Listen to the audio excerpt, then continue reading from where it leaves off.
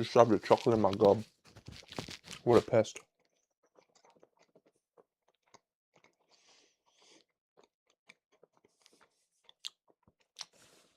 Good evening, friends.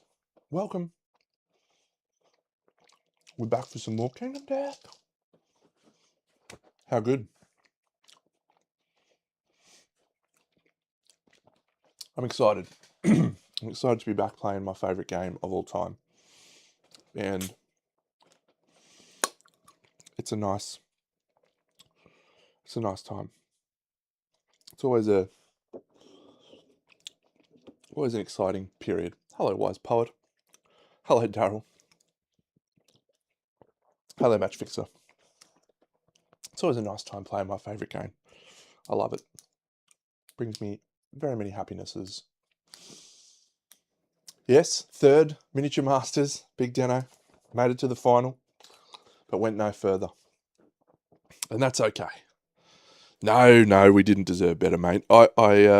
Aaron's growth throughout the show was exceptional, and I really think that what he produced on the day was the best piece, and he deserved to be the winner of the show.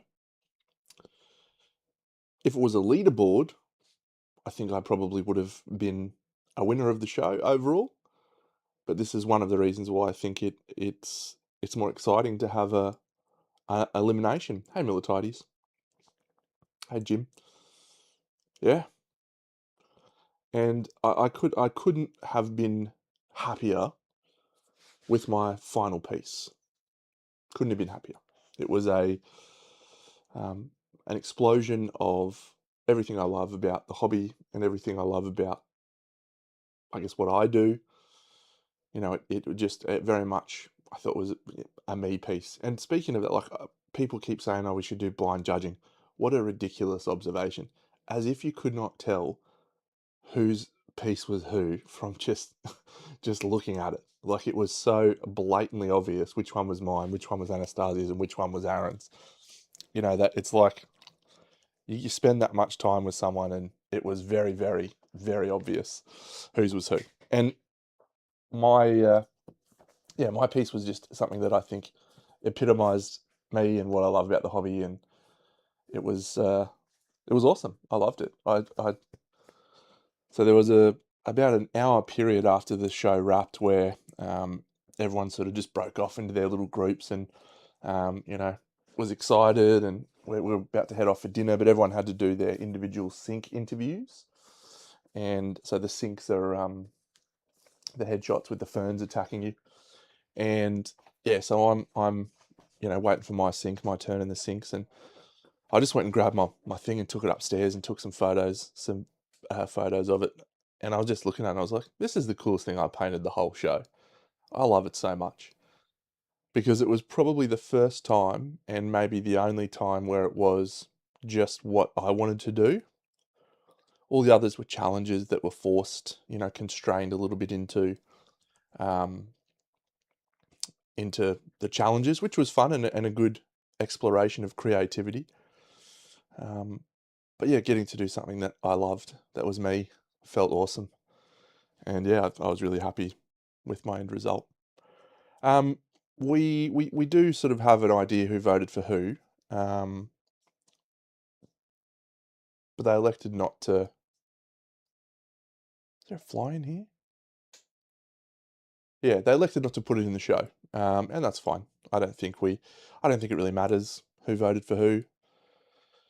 The thing that mattered was everyone produced something that they were proud of, and that encapsulated who they were. And like, in all seriousness, Aaron is the best painter in that group. Maybe Natalia on the same way, but on the same level. But Aaron's got 5 golden demons. He is an absolute weapon. And I've said a couple of times, the longer the challenges went on, like the longer time frame they had, the more it favoured people other than me. If the final was a 4-hour bus painting challenge, you could have given me the trophy before it even started. But it wasn't. It was a 16-hour diorama challenge.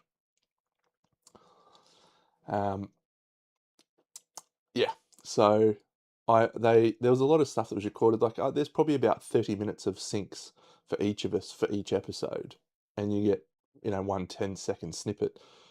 But I vividly remember on the night before, there's the scene where I was eating the chocolate. I just came in at the end of the day. It had been 9 hours. Thanks, Gian. And I was chuffed with how my piece was going, but I looked over at Aaron's and I was just like, oh, the silhouette was immaculate. The motion, the emotion, everything about it was stunning. And I just said to him, "Oh, mate, this is a fucking winner. You just need to paint this as well as you've composed this, and I think you'll win by a country mile." And in the sink that evening, while I was sitting there eating my chocolates, they would ask me, "Oh, what do you think?" And I just said, "Aaron's piece is a fucking banger." I was just chewing away on my chocolate. It's unbelievable. Like, if I was a judge, I would vote for it.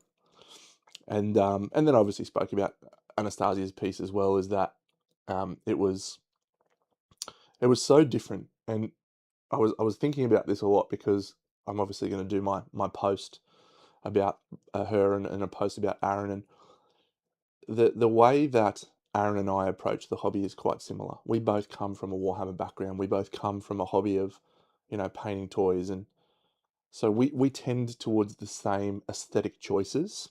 His were a little bit more refined than mine, but they were both, very similar aesthetically and stylistically.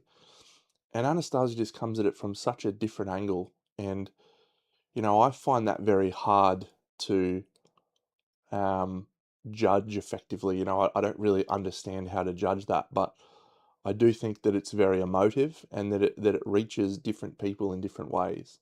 And that's something about the hobby that I think we really need to celebrate and applaud, that we can have such uniquely different takes on art, on individual models, and on the hobby. So um, yeah, I think her piece was amazing. She obviously got 4 votes, which well deserved. And but for me, Aaron's piece was my favourite, and I was very vocal about saying that to him. And he was he there was a cut at one of the syncs where he said, "Deno's been telling me all day that it's fucking awesome, but I'm not sure if I believe him or if he's just trying to pump me up, mate. I was pumping his tires all day. It was awesome."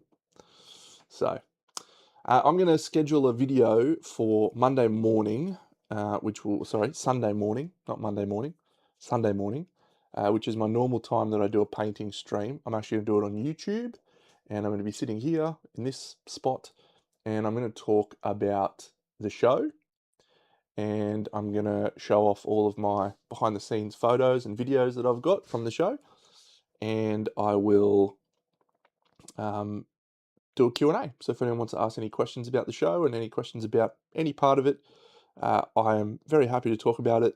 I'm finally free of my NDA and I can speak about anything I want. What a glorious feeling. What a glorious feeling. Having known the result since April, and knowing that I got so close to winning and then yet so far, it was kind of a very bittersweet experience watching the show come out and knowing that the end result was going to be uh, not the result that people were hoping for. It made me feel a little bit bad, a little bit sad, because I was so proud of what I did and how I represented myself and my hobby, the thing that I love.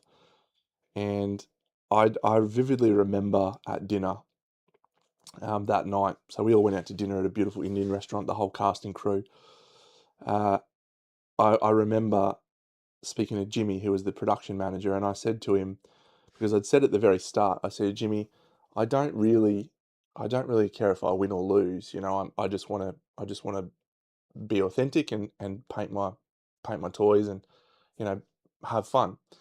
And I think Jimmy thought that I was just bullshitting at the start when I told him that. He's like, "Whatever, mate. You're a dickhead. You want to win just as much as everyone." But we had that same conversation at the end, and I think he actually had reversed his perspective. I didn't go there to win, as as bizarre as that might sound. I went there because I love this hobby, and it was just going to be an incredible experience. And I tried to win, But when the results didn't go my way, I was just happy for Aaron and happy for Anastasia and happy to have been a part of the show. And so the thing that was actually upsetting was just knowing over the last few weeks that a lot of people were going to feel very let down that I didn't win, and obviously I can't change that. I couldn't change that, but I genuinely was very, very happy with the outcome and very happy that that I got to be a part of it. I said a couple of days ago that I would have paid 10 grand for the opportunity to be a part of that show, and instead I got to do it for free and meet all those wonderful people and paint cool toys. No, nobody, don't call me a role model, mate. That's an awful thing to say. I'm the worst person. They edited me to look like an absolute champion. I was very far from that. I'm sure that I was an extremely annoying person, always singing, always having a great time and just laughing and dancing and and I'm sure I was extremely annoying for a lot of the time. So they've done a great job editing me to look like a nice guy. But I am an Australian. So it's guaranteed that I'm an annoying motherfucker. I tried not to swear on the show too, and by the end of it I was having a bad time. Ah well. So yes, so I'll put up a a broadcast, a post for Sunday morning. So, but in the meantime, I'm going to pop a little post on my YouTube for questions. So I'm going to, yeah, I'm just be open for any questions if anyone wants to know anything about the show. I don't know. People might be bored of it. People might not care. So it might be a very short stream, but whatever happens, it'll be great. I'll do some Kingdom Death after that. That'll be sweet. Yeah, Militides. I think the editing actually has a lot of say in how the show comes across. And one thing I will say to the editors' credit, and I've got a post coming about the editors as well, because they're lovely people. They were there, and they were a big part of the show as well. And I had some nicknames. Hey, Paul, I had some great nicknames for him. So one of the guys, Andre, his nickname was Speed Bump because he was always in the road. So I was just walking around calling him Speed Bump the whole time. And then another one of the editors, Christopher, I'm not sure how to pronounce it, but I called him Porch Light because he was only working when someone walked past. I found it a lot funnier than I think anyone else did, but I enjoyed it. So yeah, Porch Light and Speed Bump, they were the two nicknames that I gave. Very Australian to give out a nickname to someone. But yeah, so fun time. Hey, Martin Manson, Guild Ball. I did do a few commissions for Guild Ball. What a nice memory. What a great game that is. Guild Ball's so good.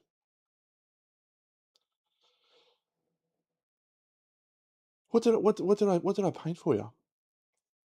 I did Fisherman. I did Cool Morticians. I don't remember what else what did I paint for you? Yeah, that'd be good. Aaron is a lovely guy. Yeah, it was great. So the three of us that made it to the final, we obviously had so much time together, and Aaron and I, as I said, we just come from a similar background, so conversation with him was always very easy. We were always just sort of just chatting away and talking about cool stuff and sharing tips and watching things. And I like to think I contributed a little bit to his win, in some of the diorama composition and some of the coaching that we'd done through that team challenge. And then, yeah, I like to think that he helped contribute to me being a slightly better painter just in the way that he approached some things. So it was great. And it was a beautiful way to finish. Ah, okay. I do remember that commission. I do remember that.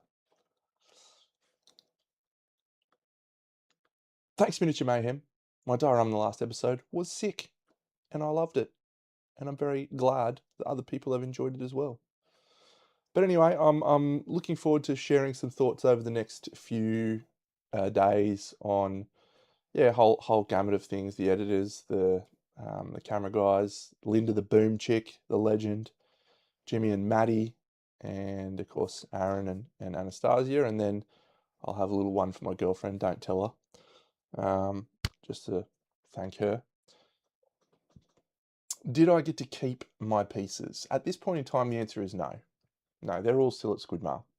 I think they own them, but there was talk of them trying to get the pieces to us afterwards. Maybe. I don't know if that's changed or if that's, yeah, if that's going to be something that happens, but I'm hopeful that it will happen. I'd love to have a couple of those pieces so I could sell them and make sweet cash. I'd love to have some more cash. I'm doing a kitchen. The kitchen's wild. Looks great though, the kitchen. They've just got the bench tops in and the splashback done. So it's looking great.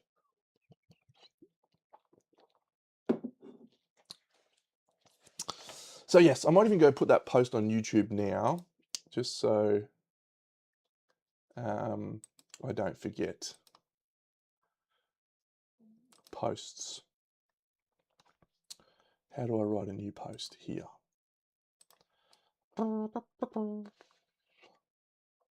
There is some more content coming from Squidmar. There's yeah, a few more episodes to come. Just a wrap up sort of episode with each of the contestants, I think, and then yeah, maybe there'll be some behind the scenes stuff, which would be cool. But yeah, my review of the experience will be on Sunday mornings. That's Saturday for most of my American friends, Saturday afternoon. And I think it's actually middle of the night for most of the people that are watching right now. So sucks to be you. Friends, I am doing a live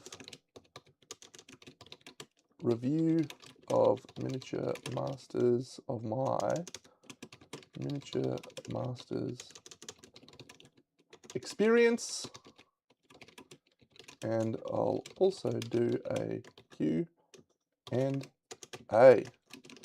Feel free to pop any questions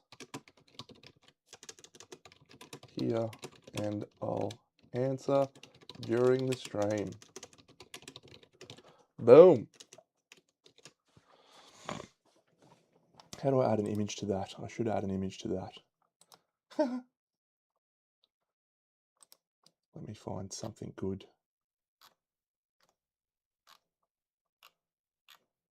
Should I add a picture of the kitchen, do you think? No, that's a bad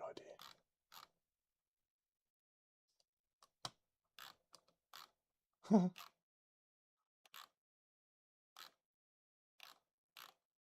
Okay, so we are here to play Kingdom Death.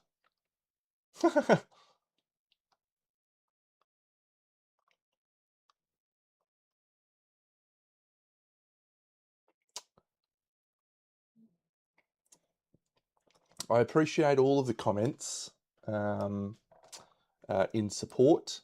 My ardent wish is that all the people involved in the show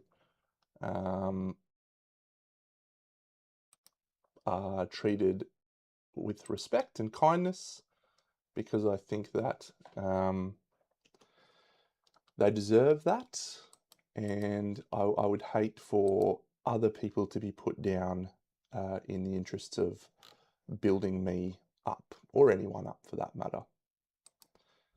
I think the show was just a really cool experience, and yeah, I just want to be a person that promotes positive energy and kindness in the world.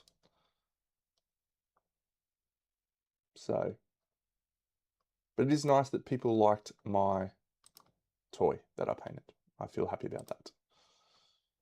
Where's me thing? Yes, here. Select from your computer. There it is. Post.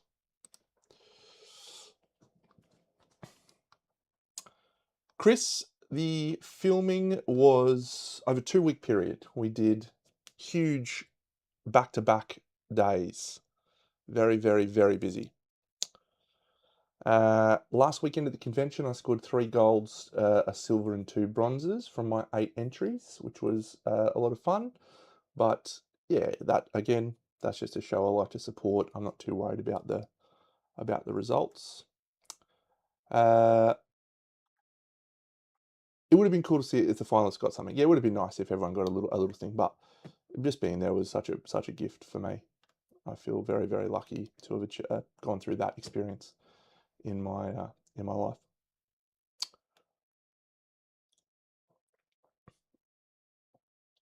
If I had to name the Pokemon, oh mate, I'm terrible at Pokemon names. Pokemon 1 and Pokemon 2. Yeah, they were cool though. They were cool models. We'll see. We'll see if they decide to do a second series. I hope so. I hope that other people get to experience what I experienced. But yeah, thank you, P. Claude. You're my favourite, actually. Of all the people I've met tonight, you are definitely one of them. So we're playing Kingdom Death. If you haven't yet, so unfortunately this stream for my I filled my bags. I went into the back while everyone was busy and I just poached a few things. I grabbed a couple of cheeky models on the way out with their permission, but yeah, I said, oh, I want a couple of these things, and they said, sure, Deno. So yeah, I got a couple of models that I've been super keen to paint. Martin, unfortunately, the people that made the final had 0 free time. We all had to basically paint every single day. So we did not get to explore. The other lovely contestants were sending us photos of them at coffee shops and going to art galleries and going for beautiful walks around the lovely city, and then cakes and snacks and lunches together. And it was just a giant fuck you to the 3 contestants that were slaving over a hot painting table for 16 hours. It actually wasn't that hot. It actually wasn't that hot. She's not getting a weapon because she's going to be fist and toothing. I don't have a lucky charm online yet, so which is a shame. But yes, Brittany's got the +1 strength bonus, so she'll sort of be rocking a 7 to wound anyway, so she'll be okay. Yeah, the travel was a lot. It was about 45 hours, I think, that I spent traveling to get there and then to get back. And when you're a fairly large guy, as I am, airline travel is not the most comfortable at the best of times. 45 hours of it is torture. Ms. Kale, this is a game called Kingdom Death, and it is a board game. It has a board with cool little models that I've painted. Here's this one. Whee! And they will be fighting against this monster, which is called a white lion. And there is an app that I use to track some of the information for the game. So it's very fun. Okay, let's get started. And I'm happy to keep chatting about stuff. I did book exit rows for 2 of the legs on the way back. It wasn't too expensive, so I figured I deserved it after my performance. We'll depart, and we'll go here. Oh, I need the White Lion Hunt events. It is amazing. This is one of the coolest games you will ever play. Now, I found out you're not supposed to include Dead Warrior or which other one? Oh, yeah, just Dead Warrior for me until the thing. Hey, Lachlan. So I was judging at Guilds, which was great fun. But for Crimson, I'm normally the lead organizer and head judge. But this year, I'm actually taking a back seat. I've handed over the reins to Bunny and Ben, my 2 wonderful friends who are doing it for the first time.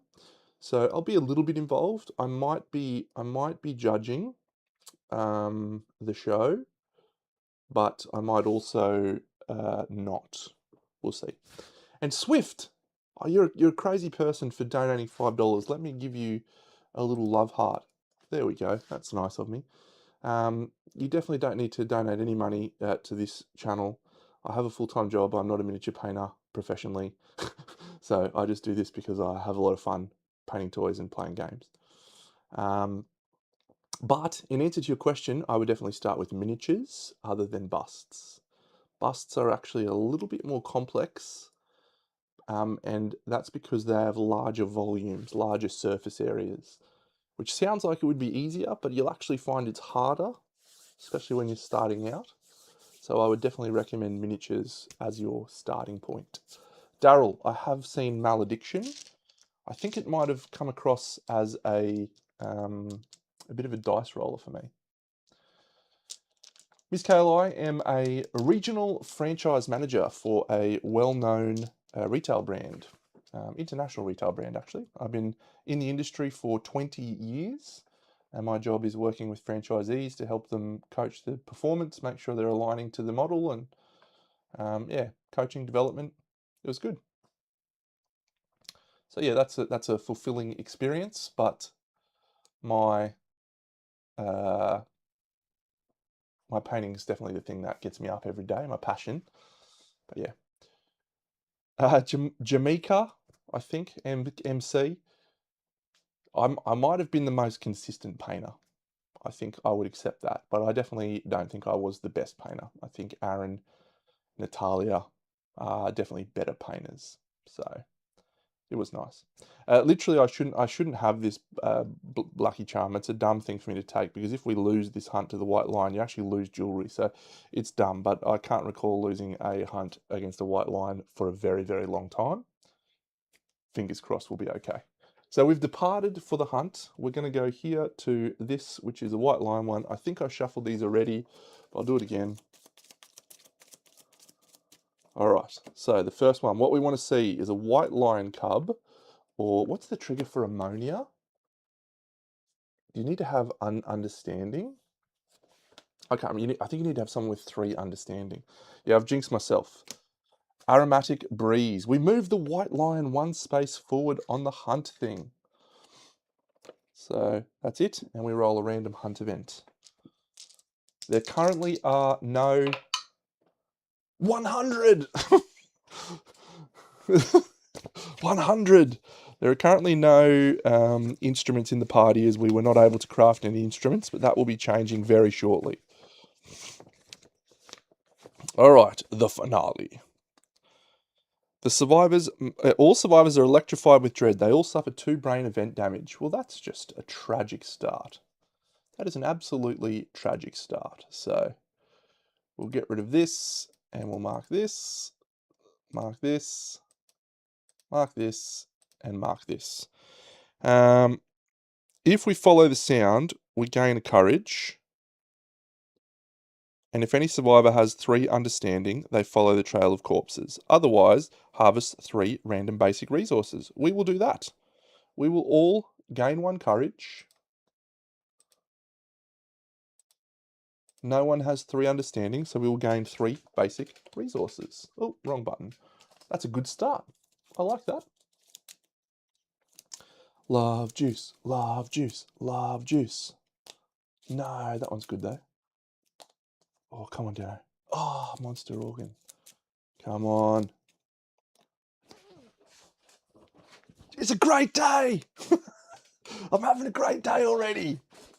We start with 2 10s and a love juice. Perfect. All right, next hunt event is this one. This is another one. So, white lion cub or the other thing. Oh, you are a fucking legend, Dano.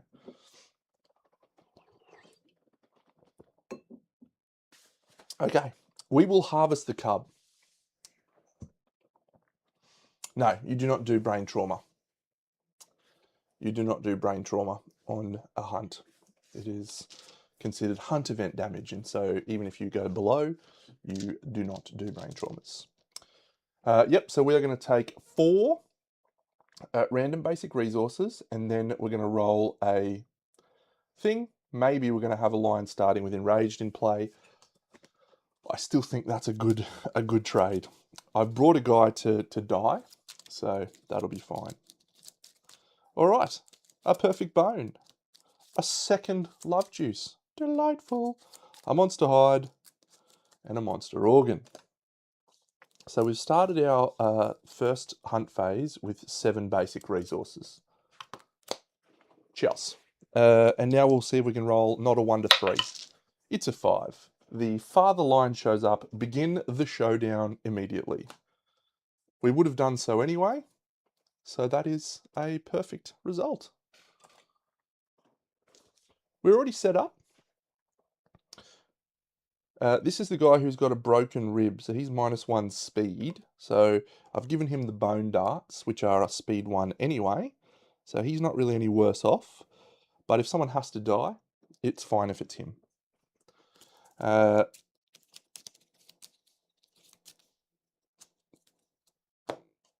I've already set up the deck because I'm excited and prepared. So let's see what we're starting off with. My friend, if you go and follow my YouTube channel, you can actually go and see entries from the show. My YouTube channel has live streams from the show, and we also do a live judging stream, which we've done for the last 5 years.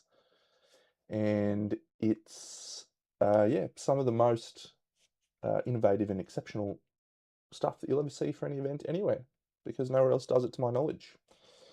But yeah, if you go through my playlist, there's actually a Crimson Brush playlist for the last 5 years.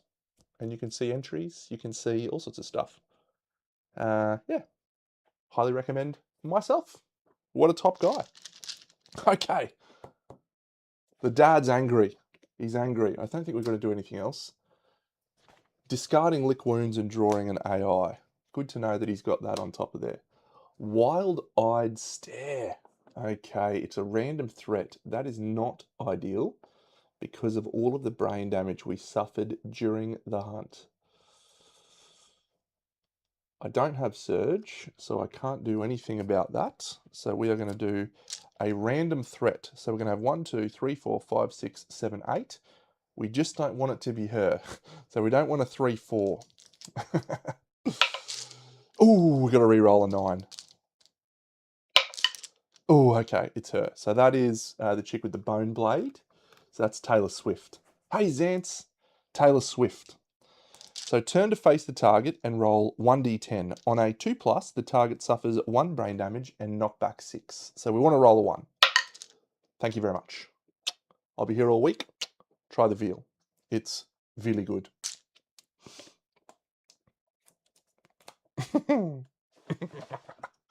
Oh, you'll love to see it. All right. We don't have Enraged in play, so we don't need to rush, but I was expecting the line to come a little bit closer. Oh, I need to do 2 random terrain cards, actually. It's good, hey?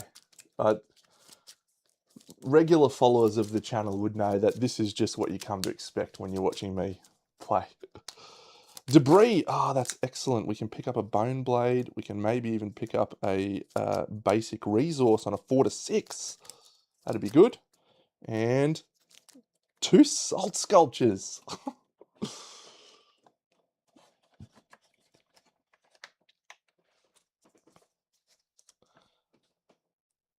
If you're in darkness. So we can't do anything with those. So I'm not going to worry about setting those up. But we'll put the debris out. I don't think we can be in darkness because you don't have the darkness tile. So this is adjacent to any board edge. Okay, so that's here. So I think we'll start with her. She's going to go 1, 2, 3. This is Brittany, and she's going to harvest a debris. Hey, net diver. Thank you, Xance. Yeah, it was pretty cool. I have seen. I think I said it in the little clip I shared on my Instagram. I have seen snow before, but I've never actually seen it falling. So it's always fallen at night, and then I've woken up and there's snow on the ground, and that was actually what happened on the trip again. But that was the first time I can recall in my life seeing falling snow. So it was pretty cool. Cool. We do not have a scavenger kit, so we are just going to raw dog this. 4+ is all we would like. That's a Lantern 10. Gain a scrap sword.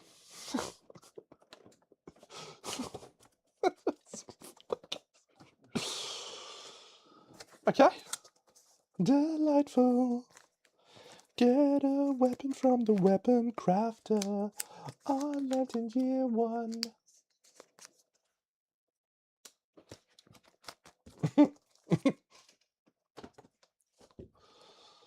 Okay. So she has a scrap sword. Excellent work, her. That is outrageous. Archive this terrain. Done. Yeah, they are worried. Okay, so let's go with this guy. Oh, he doesn't actually have a weapon. Okay, I might throw bone darts. Let's throw bone darts from Miles Davis. So it's 1 speed, 1 accuracy. So we're hitting on a 6+. That's a Lantern 10. I'm not sure what to do, actually. All right, you strike. The blow lands on the monster's leg. So the bone darts is strength 3. And this guy is toughness 8. So we need a 5+ to wound. There is no super dense locations, so I don't have to worry about breaking these. And there's no reaction on this. So 5+ to wound, 10 to crit. Oh, get in the box, Deno. Oh my god, is it a 10? Alright, I'm sorry. Oh, please. It's a 1. Alright, that's because I fucked about with that dice. I'm sorry. I shouldn't have done that. How do I feel about the show? I feel great. I feel privileged to have been a part of it. I feel very, very lucky that I was selected to be on the show. And it's, yeah, just the sort of thing that... So I'm 43 years old. Doesn't sound super old, but, you know, I feel like from a hobby perspective, I'm not on a decline, but I've just reached a nice, comfortable place with my hobby where I really enjoy it, and I feel confident and comfortable in what I can do. And so I didn't sort of see myself stretching outside of that and doing something like Miniature Masters, but the opportunity was there, and I thought, yeah, why not? This is probably the perfect time for me to do it, push myself outside of my comfort zone a little bit, and try some new things. And yeah, it was a really nice decision because it was just an amazing experience. The time was, yeah, two of the most special weeks of my life that I remember. You know, it's rare that you get to take 2 weeks off work and travel to another country and spend 2 weeks painting toy soldiers with people that you've inspired by. You know, it's just incredible experience. So, would I do it again? I'm not sure. Uh, Despite all of the positive things I just said, it was physically very demanding.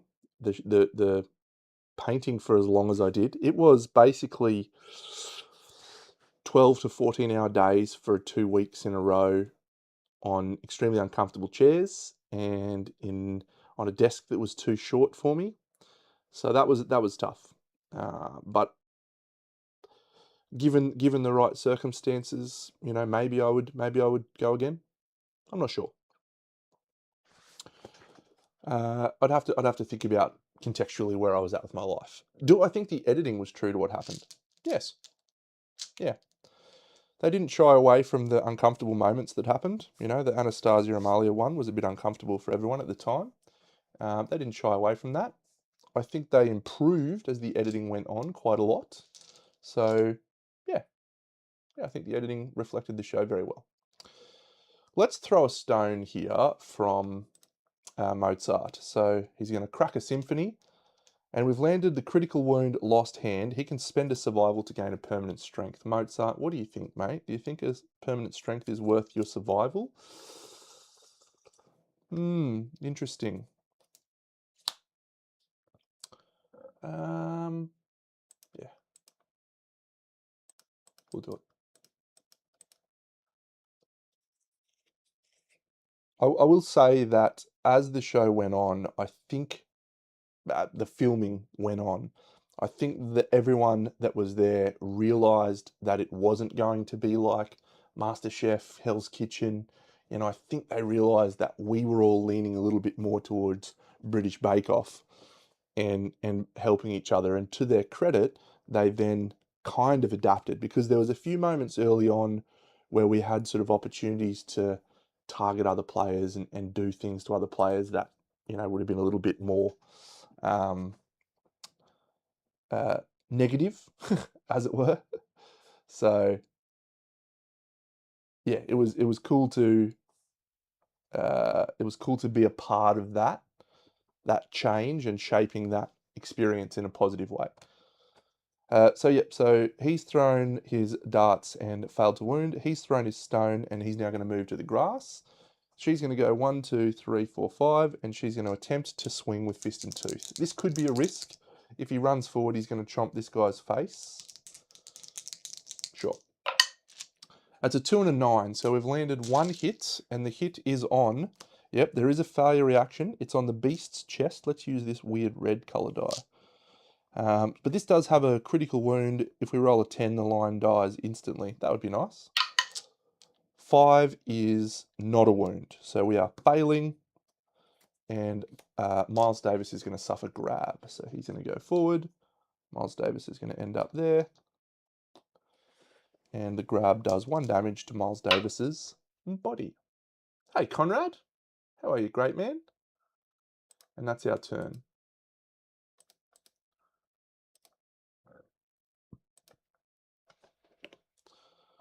So that's it. Next round is Bloodthirsty. Uh-oh.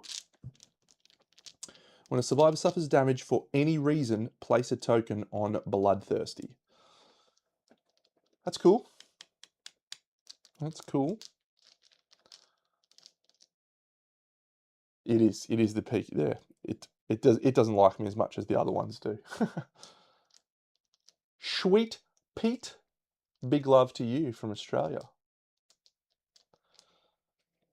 It was great to be a part of the show. He can't still grab with his hand. No, he's got lost hand. Oh, actually, no, sorry. That lost hand doesn't prevent grab. It only prevents some AI cards. So, Midnaged, hi from Poland, hello from Australia. My projects on Miniature Masters were awesome. I agree with you. I liked them very much.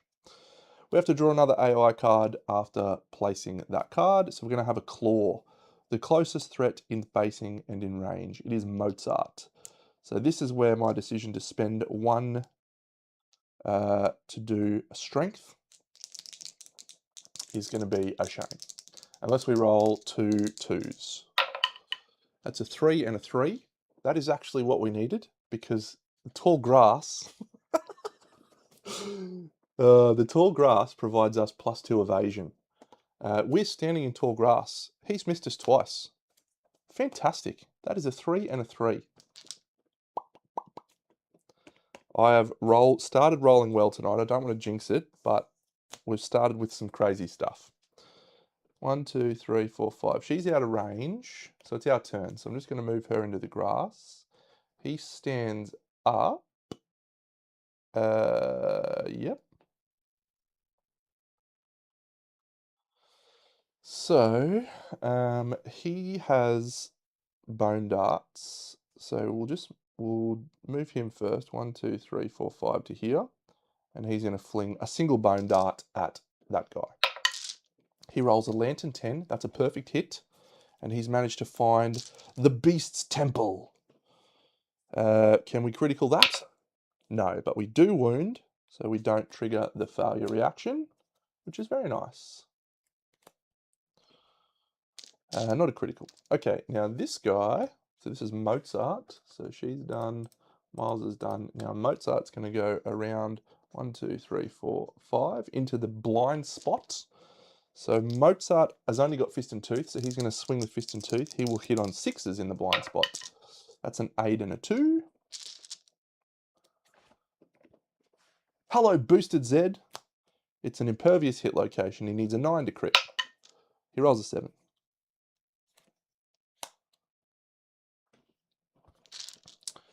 This chick, she will go 1, 2, 3, 4, 5. She is also fist and tooth in the blind spot. 8 and a 10. So there's no reaction. Oh, we've hit it right in the ding dong. Okay. So we've hit it in the ding dong. This is an unfortunate turn of events. Because if we do a critical here, the guy gets +1 damage token, and almost certainly will we critical this. I would be willing to bet money. I should roll a bad dice that I don't think is going to crit. I'm going to use this yellow dice. This yellow dice usually doesn't crit for me. So 9 plus the crit. This one does have +1 strength, so it's 7 to wound.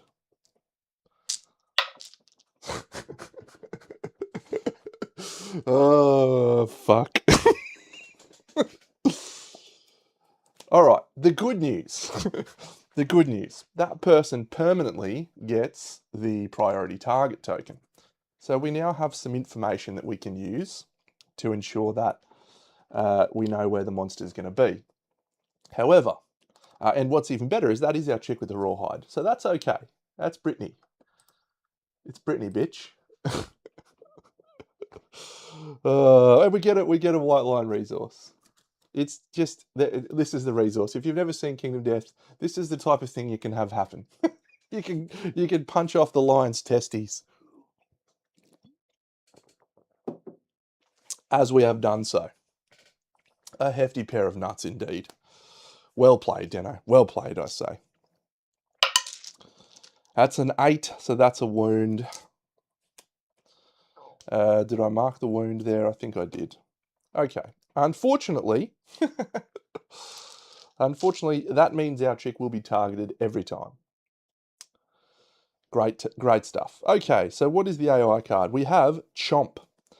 This says the closest threat in facing and in range, the closest threat in field of view. Unfortunately, we ignore all of those things, and it is going to be our chick that has punched the lion's dick off. So we turn to face. This is only a 1 speed attack. Now, Brittany has 3 survival. So this is possibly the best outcome we could have got.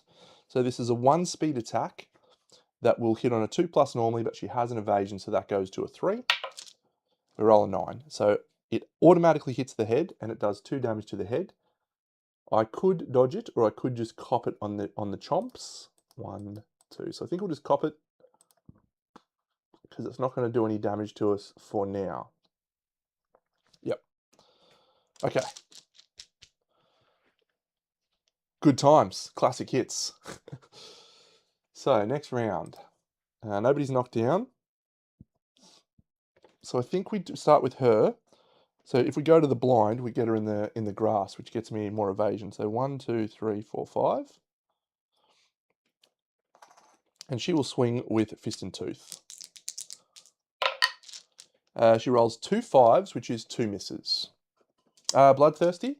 Yeah, okay. Do we dodge? Good call.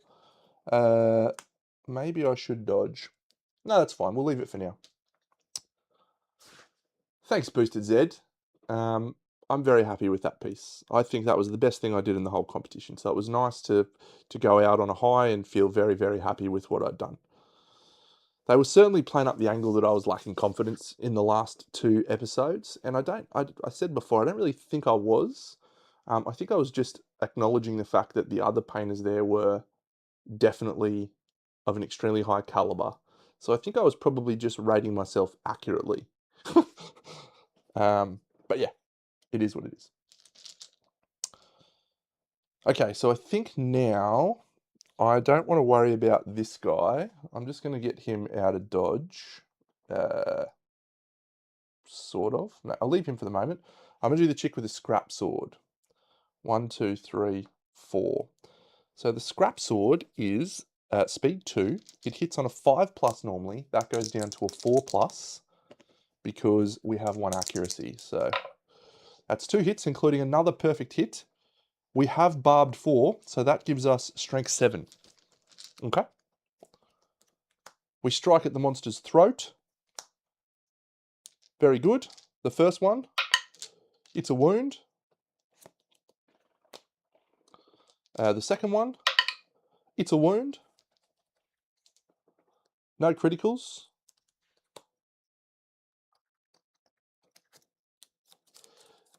Everything about this game is awesome. Sweet Pete. I will show you some of the art in the book. Let me show you some now. Oh, get into it, Conrad. It is the best. So yeah, I'll show you some of the art because this game, this is my #1 game. I absolutely adore it. I'll talk about it to anyone anytime. I love it. And one of the reasons I love it is the art style. These ones are just creepy and cool. And then you have guys like this guy, the Butcher. It's just sick. This guy, this. I'll show you my favorite one, which is called Principal Death, which is this page here. So unfortunately someone dies and you have to decide what you do with the corpse. Wild. The expansion book, which is called The Gambler's Chest, also introduced even more incredible artwork, and it brought in my favourite Kingdom Death artist now, whose name is Keong or Eom something, and it's him. Eom, I don't know how to say his name. He's Korean, but he's fucking unbelievable. And so every time I play this game, look at this. Every time I play this game, I just fall more and more in love with it. And then the models are literally just as incredible as well. So, yeah, Limitless King, that's such a sick one. And I posted a video on my Instagram and on my YouTube probably a month or two ago now that has all of my Kingdom Death models that I have painted over the last 4 years or so. And it will give you a very firm indication of just how the models are just as spectacular as the artwork. He does have lick wounds, yes, so we do have to be aware of that.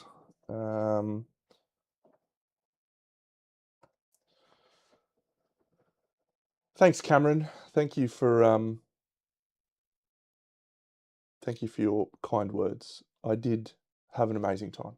Let's do this guy. 1, 2, 3, 4, 5. He'll do fist and tooth there. Rolls a perfect hit. Fuck. I'm rolling shit hot tonight. It is extremely expensive, Fred. All right, can we roll a... This is fist and tooth, so we need a 9 to crit or a 8 to wound. Oh no, he's got a strength, so 7 to wound. It's a 5. So we fail. We're going to perform basic action on Mozart. Mozart. 2 speed, hitting on a 4+. We roll 5 and an 8. That's 2 hits. Mozart has copped it in the waist and the body. Now he has +1 damage token, so that means we're knocked down, unfortunately, but we have not suffered a severe injury yet, which is good. I love the game solo Swift. I think it's absolutely glorious solo. I think I would probably recommend it with not a full group because it is quite a brutal game at times. People will die. You'll get your characters dead. So if you're sort of expecting to have 4 players and each person playing their own character, that would be an unhappy night most nights for someone. So I think 2 players is actually the perfect spot for this game. So we'll throw a dart. We miss with the dart. That's the end of our turn. So the monster's going to go. Don't be lick wounds. It's claw. Excellent. So he attacks her again because she has the... Oh, we actually need to do bloodthirsty, don't we? Twice. Because we did 2 wounds. He doesn't have any ability to dodge. So yeah. At the start of each monster turn, if Bloodthirsty has 3 tokens, remove all tokens and perform basic action. So we will perform basic action. So before we do this claw, we'll do the basic action. I found the hands around the anus more frustrating. Okay, so this is on her. So that's 1 miss and 1 hit. That hit goes on the head, so we will dodge that. Man, if Britney Spears dies, I'm going to be very unhappy. Now we're doing the claw. The claw. 3 and a 5. The 5's a hit. Do not be the head. Do not be the head. Whew, the foot.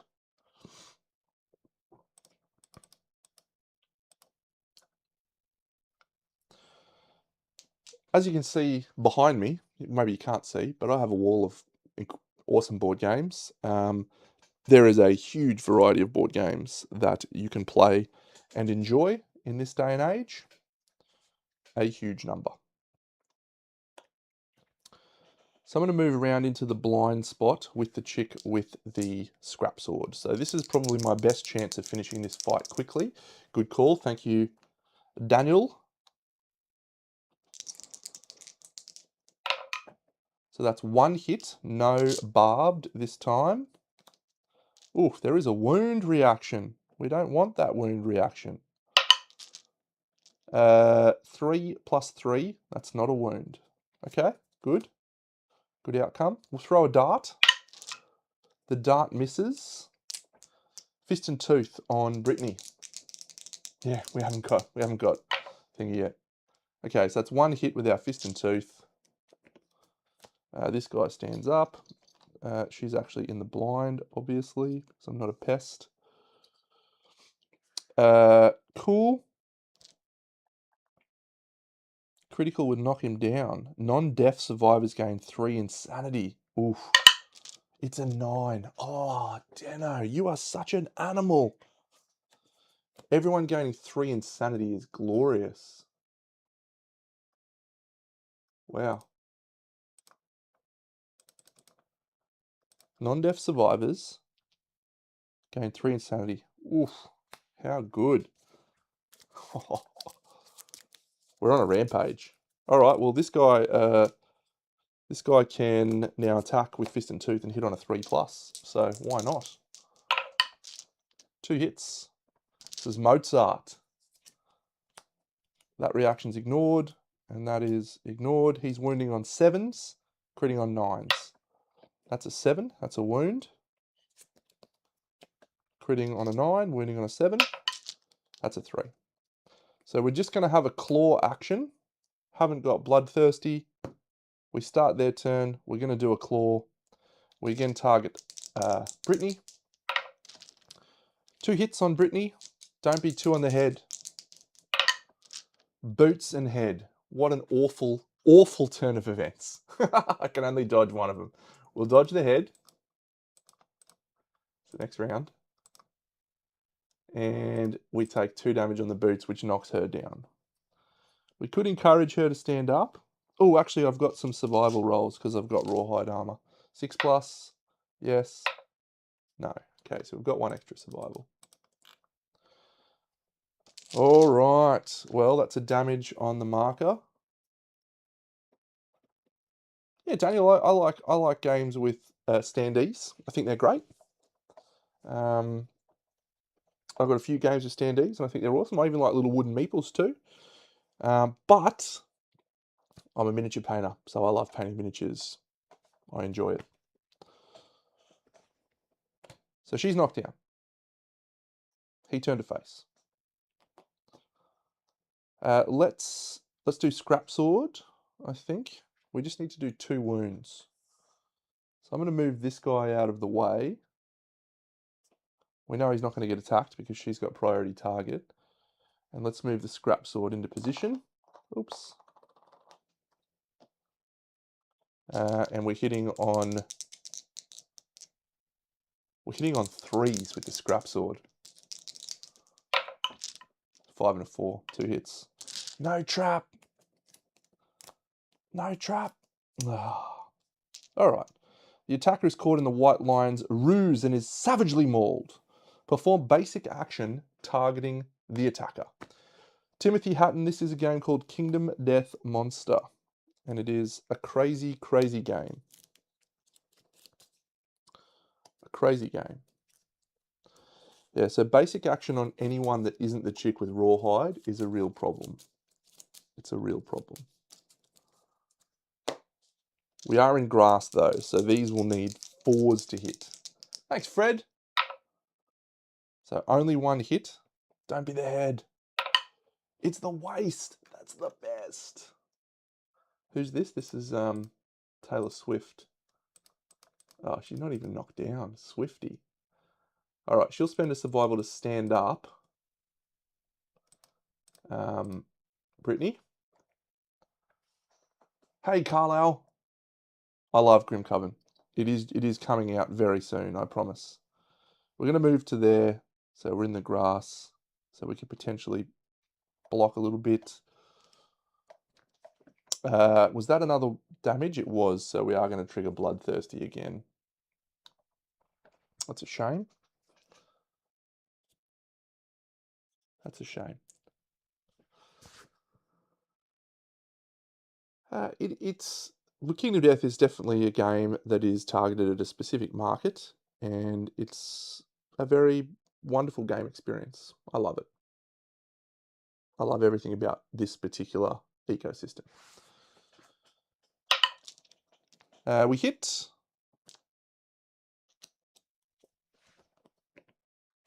On an impervious hit location. Drop me green dice. All right, we'll go to the parasite. Need a 10. We roll a 4.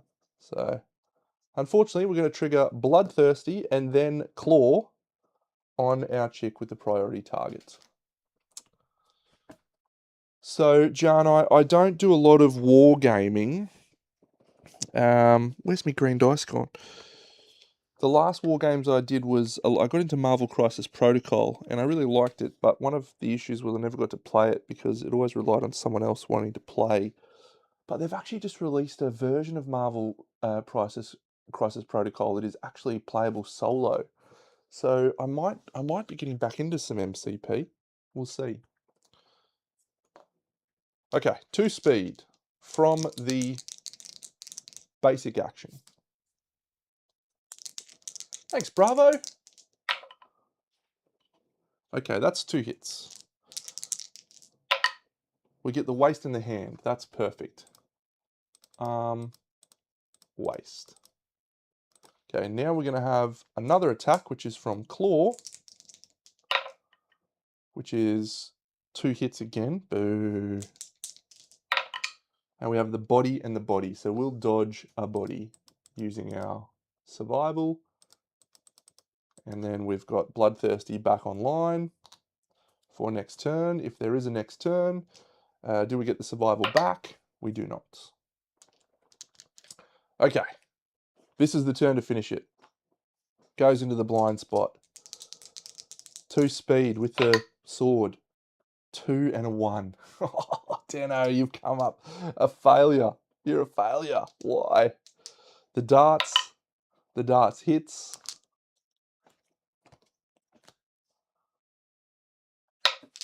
The darts rolls a 1 and fails to wound. All right, maybe we are going to be in some trouble here. I'll do Fist and Tooth. No hits. And now I'll do Fist and Tooth with Swifty. She rolls 2 Lantern 10s. This is not Swifty, sorry. This is Britney Spears. She knows that she's toxic.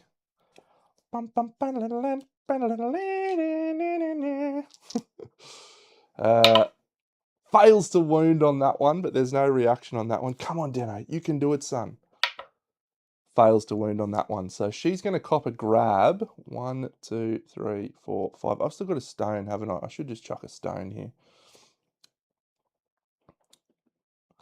So she's knocked down. She suffers 1 damage to her head. And that's it. So the monster has got Bloodthirsty. So he is going to trigger Bloodthirsty. And we'll do that. We've got 2 wounds to go. Surely we can survive. So Bloodthirsty causes a basic action on her. Hey, Emil, how are you, mate? We're not on for 2 hours, are we? Do you want to go earlier?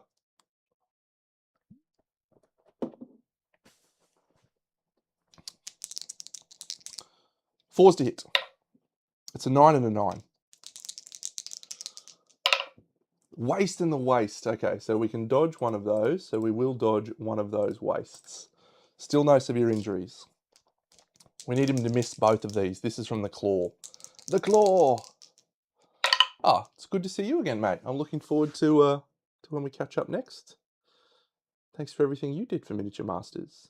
I would have paid $10,000 to be a part of that experience. This roll needs to be the body or the arms, or we're triggering a severe injury. It's the body. Oh, it's so good. We've managed to dodge all these severe injuries. Okay, but the line is too far away now for anyone else to hit because of the grab. Hang on. Shouldn't be possible. 1, 2, 3, 4, 5, 6.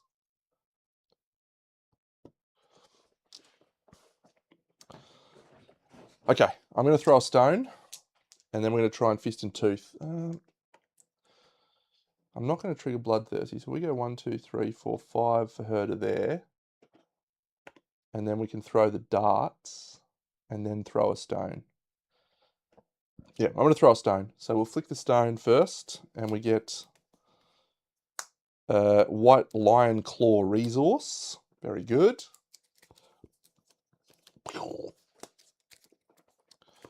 And he gains a -1 movement token. That's not too bad.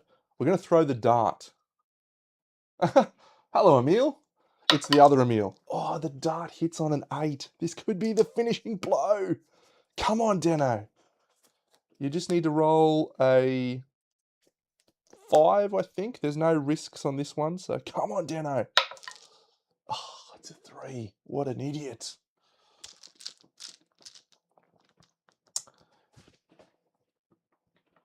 Aaron very much deserved the win. Yeah, I said it earlier in the stream. His piece was the best piece on the day, and very well deserved winner. He's a lovely man. I got to spend a lot of time with him. We made our way all the way through the competition together, and yeah, he and Josh were my bros that I spent time with, and obviously, as I said in my post just before, Andy and Borja were lovely as well, all staying in the same hotel. But yeah, Aaron really grew, I felt like, through the competition. I felt like he did things at the end of the competition that he probably didn't think he was capable of. And I take a little bit of credit for that. I was very much helping him with diorama and stuff like that. A little bit. I'm not going to claim too much credit because the guy's a Golden Demon winning award painter, so I'm sure he's doing fine. But yeah, he definitely did stuff that I don't think he was capable or thought he was capable of doing, and stretched himself a lot. So we got one basic action over here on her.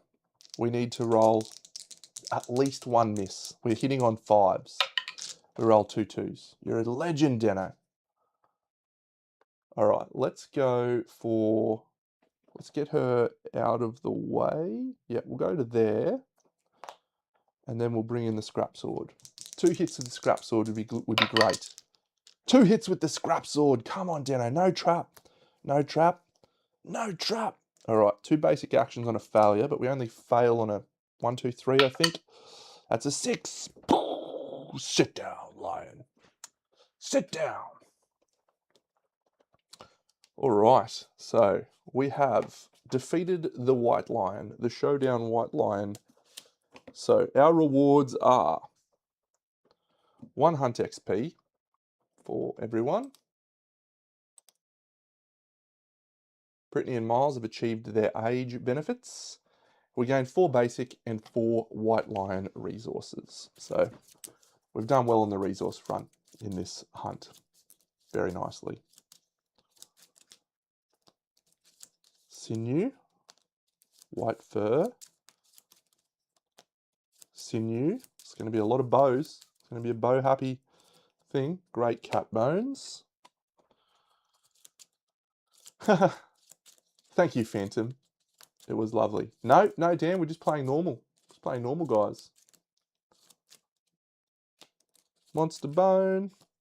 A skull. Survivor of your choice gains an insanity. A perfect hide. And a monster bone. We return and we advance the year. So good work, everyone. We managed to get through that unscathed, very closely though. So that's fine. We have a settlement event. I have to say, I think we all did a great job. Everyone that was involved with the show obviously knew all of the results. And yeah, I had people that were saying that they were adamant that I had won. They were so convinced. They were like, Deno's won this, he's just done it in a landslide. And I was just like, well, you'll have to wait and see, mate. Classic stuff. What are we doing that's different? Yeah, we've got 2 node 2s. We've got Flower Night and we've got Smoggos, because we're gonna do a full musical a full musical campaign. So it's gonna be, everyone's gonna have an instrument all the time. Which is just going to be an awful plan. And then what else have I got going on? I don't think we're doing any other major changes, just normal survivors, People of the Stars. So, yeah. So we're going to randomize my settlement events. Haha, thanks, Swift. I don't think so, mate. I think I was just lucky to be there.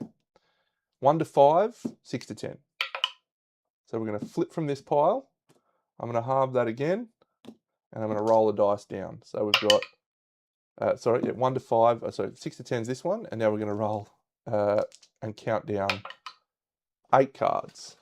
1, 2, 3, 4, 5, 6, 7, 8. So the bottom card, we have the plant and the stone. G'day, Ferenc Soliom. Greetings from Brisbane. This is a cool event, but we don't have pictographs, so that sucks. The marked stone is meaningless, but the plant is a welcome meal. A survivor pulls endless, tuberous roots across the expressionless, stone-faced floor. The settlement eats the plant and its long roots. Departing survivors gain +1 survival and +1 insanity. This is a really good one if you can get it early and flip it early. It's just an all positive. But we'll take +1 for not having any downsides. That's a good result. And now we're going to read Death of Song, which is the Smog Singers introductory event. And a warning for those pacifists out there in the world. Smog Singers are just a peaceful race of people. Oh my goodness, look at them. A poacher emerges from the darkness.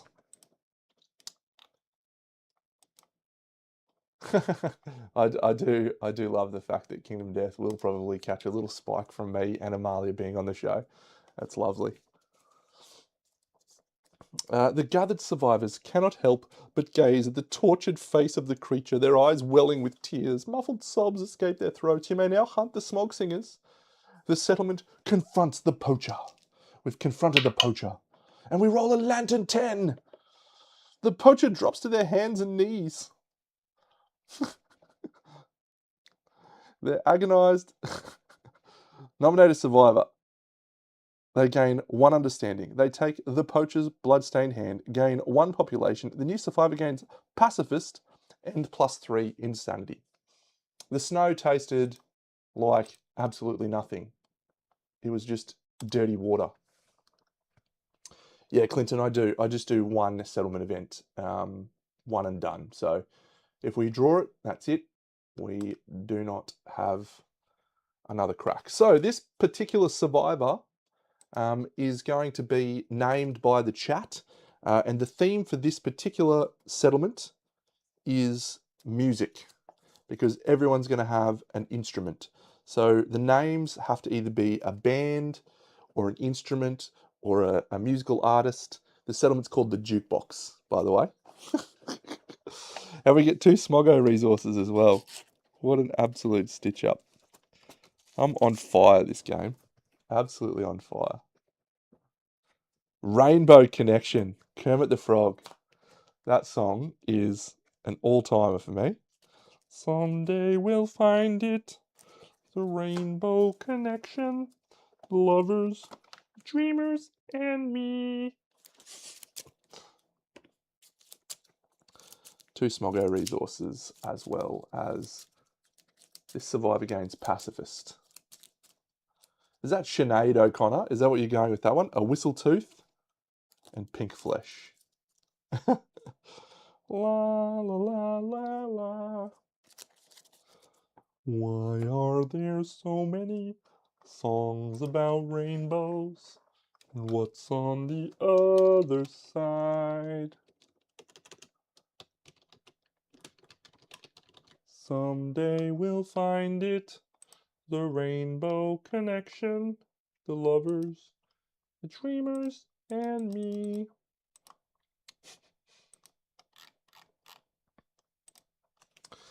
Excellent. So that person has Pacifist and 3 Insanity, and someone confronted her. So who's got an understanding already? Someone's got an understanding. Axl Rose is a good call. Yeah, Freddie Mercury is going to take an understanding. He confronted the poacher, Freddie Mercury. What a legend. Okay, so we have returned with 4 endeavours. We still have not triggered our death principle. We don't have to do anything else, but we do have to enter. Hey, Webbies.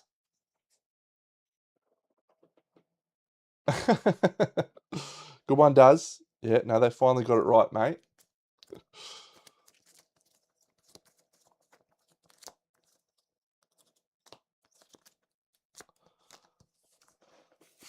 You haven't missed all the fun, mate. We're going to probably do another lantern year.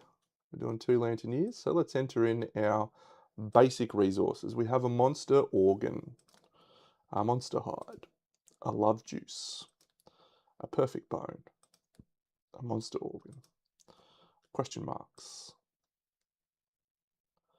love juice, monster bone, perfect hide. That's great. We don't have scouts though. A skull. Someone gets an insanity for that, and a monster bone. Okay, so I'm going to ditch a hide, bone, and an organ for our innovate, which we're obviously going to do. So that's all good. Indeed. Get ready for a lovely instrument. Thanks, Webbies. Yeah, it was a super cool experience. People might think I'm going to get bored of talking about it. I will not get bored of talking about it because I have not been able to talk about it for 4 months. So I will take any and every opportunity to be able to speak about the wonderful time that I had. Great cat bones, sinew, white fur, sinew, lion claw, white fur, and the balls, lion testes. And then we get a whistle tooth and a pink flesh.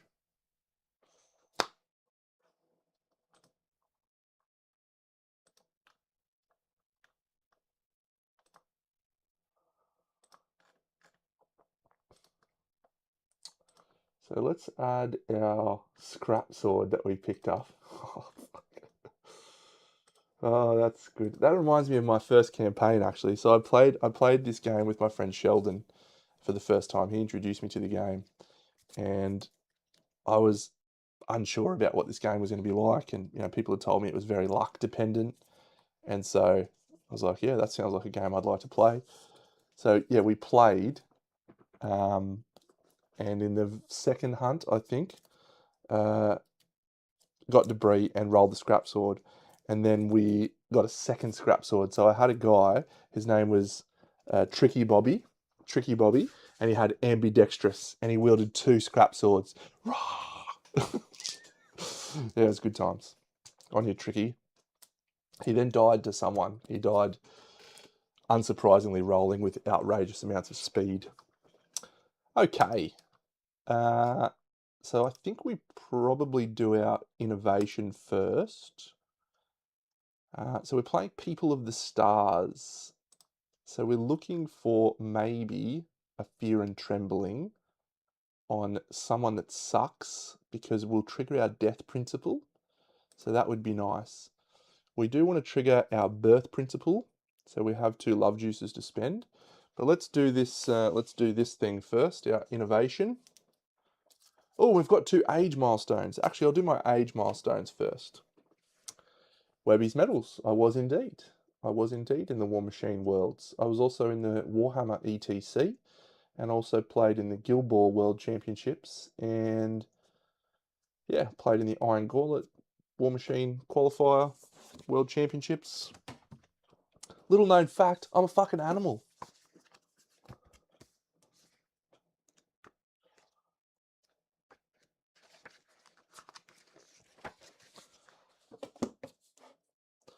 Okay, so we've got 2 age proficiencies. It would have been good. One of the things, Gunzo. I saw him the other week. I spoke to him on the phone. We commiserated about Parramatta's performance. I actually need to add the Caterium. I was on Family Feud, Darren, as you well know, mate. As you well know.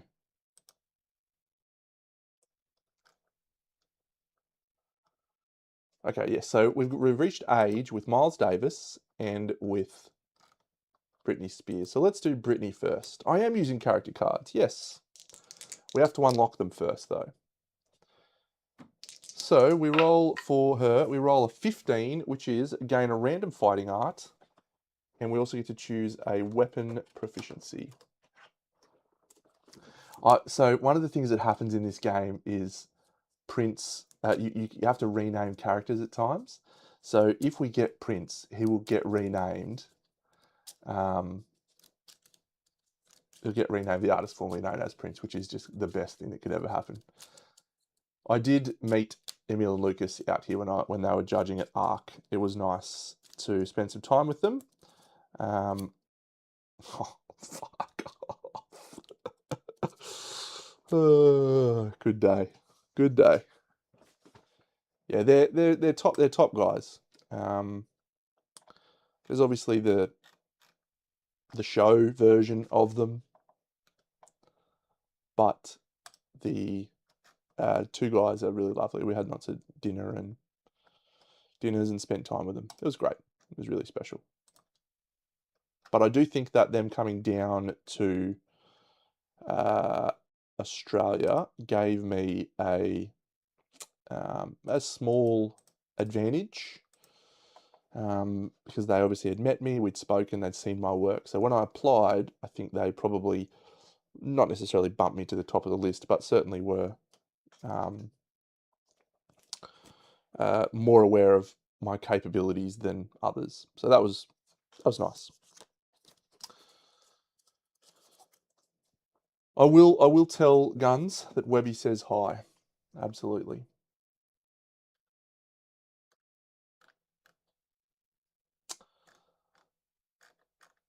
What weapon proficiency? So Brittany's going to go for guitars. Sure. Because we're going to make a line guitar. Miles Davis, his roll is a 5. So Miles Davis gains a permanent strength. Does not gain a fighting art. Great. Okay, big roll coming up, friends. I need you to channel all of your good vibes for me. We're going to use a love juice. The only rolls that we do not want to see are a 2 and a 3. Anything else is glorious. A 10 would be outstanding. Guitars. A 10 would be outstanding. I'm tempted to use the blue dice because the blue dice have gotten me through an absolute vintage amount of things. I'll give Miles... There is no thrown weapon, is there? That's dumb. I'll give Miles a bow, I guess. Sure. So, yeah, the blue dice, if I was to roll it, I could almost be certain that it would roll well because I just have complete faith in that blue dice. But we're going to try the Parasite Queen dice again. They've been on good form so far. So, anything but a 2 or a 3, we're fine. Fuck. Oh, hang on, it's the People of the Stars one. I need to check that. It's the People of the Stars table. That's slightly different. Is a 3 okay on that? Oh, and actually it's... No, I'm fine. I was going to say I have to do a wake. Intimacy on People of the Stars is different. Let me look. Okay, intimacy. The child perishes in childbirth, and the female survivor is forever changed. She suffers the destroyed genitals, severe waist injury, and gains a scar. Hey, fun dip. I do have a ringtail. I do have a ringtail vixen bookmark. Yes. I have otherworldly luck. Oh, Dan. Dan, you're the man. Oh, Dan saved us. Dan saved our bacon there, friends. Otherworldly luck applies to all roles outside of the showdown and the hunt. Hey, B4, thanks, mate. I was very happy with that. Let me just read Britney Spears' Otherworldly Luck. During the hunt and settlement phase, whenever you roll on a table, you may add +1 to the roll result. Fantastic. Britney's having a baby with Mozart. What would I have rolled on the blue dice? A 1. That would have been fine too. That would have been a baby with Monster Claw. That's okay, we saved the Monster Claw. Fantastic. So we have a new baby. We need a name. Britney Spears and Rainbow Connection can have the baby. We need the name. And this newborn survivor, thanks to the intimacy table, gains 1 population with a permanent strength.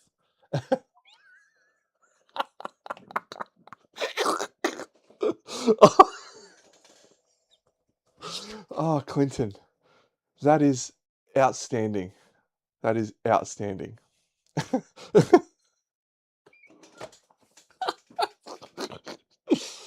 Oh, so remember the names are going to be based on musical artists. The theme of this whole campaign is playing instruments. Tchaikovsky for Militides, that's fantastic. I should save these somewhere so we can pull them out. Trent Reznor is a good one. He's the lead singer of Nine Inch Nails. Fun Dip, I don't know. Fun Dip, is that just you saying your own name? Are you a musician, Fun Dip? I think we have to go Chris Brown, actually. That is awful, and I just love it so much. Oh, it reminds me of this awful meme I saw, which was, no, I can't say. It's so bad.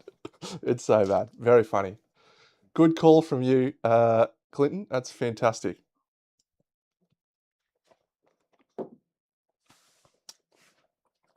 So, because we have had a baby, we trigger a principle. If you've never played the game, I'm going to explain a little bit. So basically, we are a settlement of people living in this harsh world.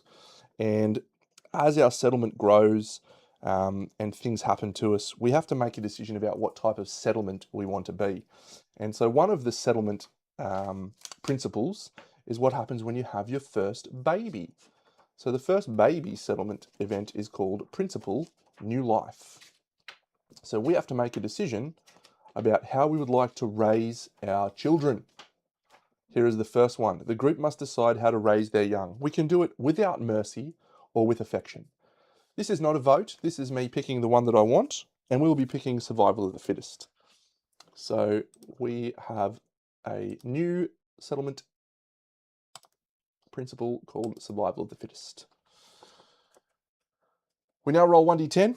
We can use otherworldly luck on this roll, which is amazing. It's a 6 because of the otherworldly luck. The child is raised as a pure warrior, leaving compassion and fear behind. The newborn survivor gains +2 courage, the tough fighting art, and 1 random disorder. So Chris Brown is very tough.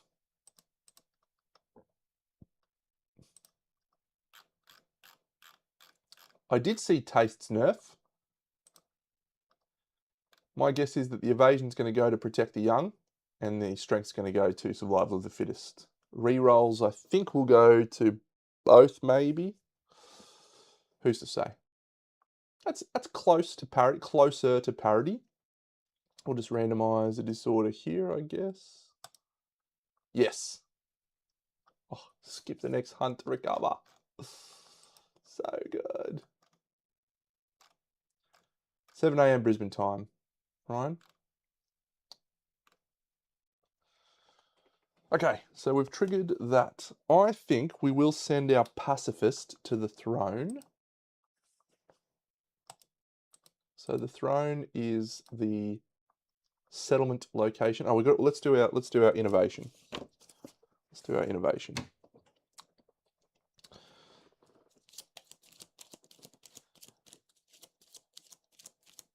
All right, option number 1 for our innovation is Inner Lantern, strong candidate.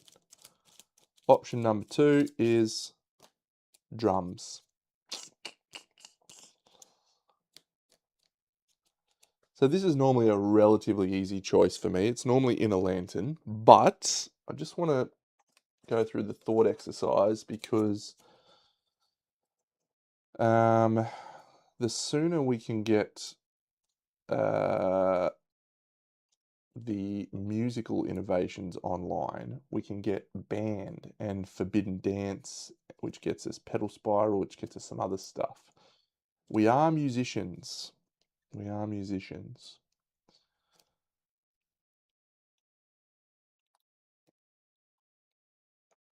So Forbidden Dance is a drums consequence, and Band is a Forbidden Dance consequence, I think. Wherever the fuck it is. It is music themed. I know it makes sense. I know that it's thematically it's the correct call, but you know, we're gonna try and win, you guys. Where the fuck is Band?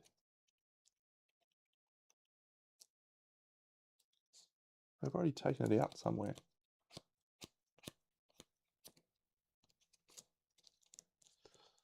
Surge does lead to character and into Song of the Brave, so Song of Concord, nice. I don't know where I put my Band thing. Is it over here? The Sync Strike, yeah, there it is. I was shuffling, I had it in here. Yeah, so this is a Forbidden Dance consequence. So we're 2 away from that at least.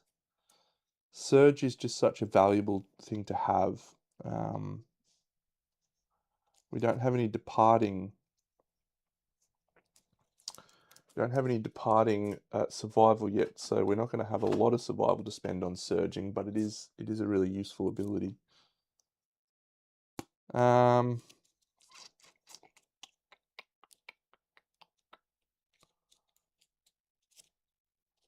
It's interesting. I would generally always go for Inner Lantern here. But you know what? I'm feeling drums. Let's do some drums. Drums in the deep. Boom, boom, boom. Boom, boom, boom. Drums, baby. I'm doing it. So Forbidden Dance goes into the deck. And yeah, missing out on character though. Oh, is that the right call? If we get character next Lanternier, it'd just be fucking awesome.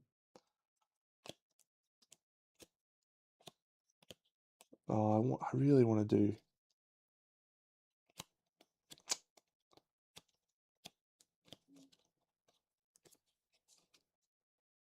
Song of the Brave is important. We'll do drums. We'll do drums. If I regret this decision, it is what it is, you know? All right. So now we're going to do our fear and thingy. So we're going to send not the chick with otherworldly luck. We're going to send the pacifist. Rainbow Connection is going to go up to the throne and lay their head at the front of the throne. And if we get a dead, that's okay. Actually, we do Rainbow Connection, or do we do the chick who's got a broken leg? Aretha Franklin. Yeah, Aretha's going to go.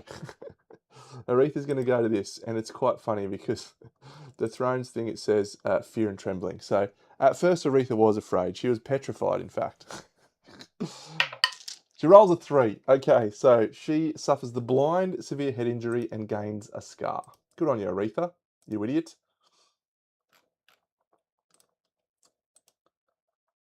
And she gains a scar. She might become a sculptor.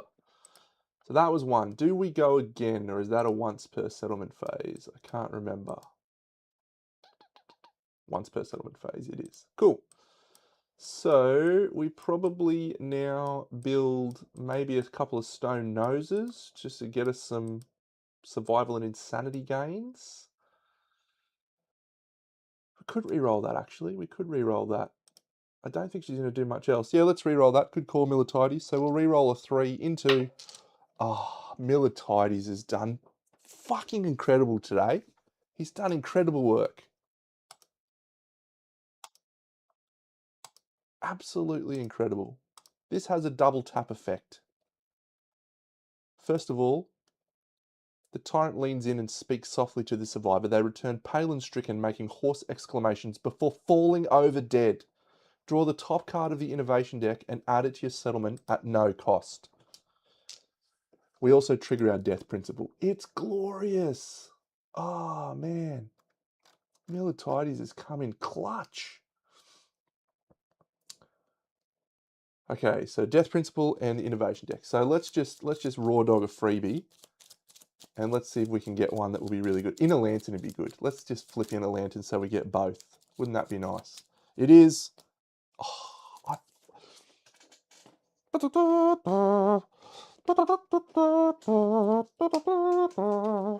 the final countdown.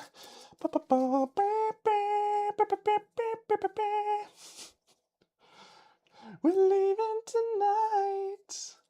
So I think otherworldly luck is only applicable to the person doing that.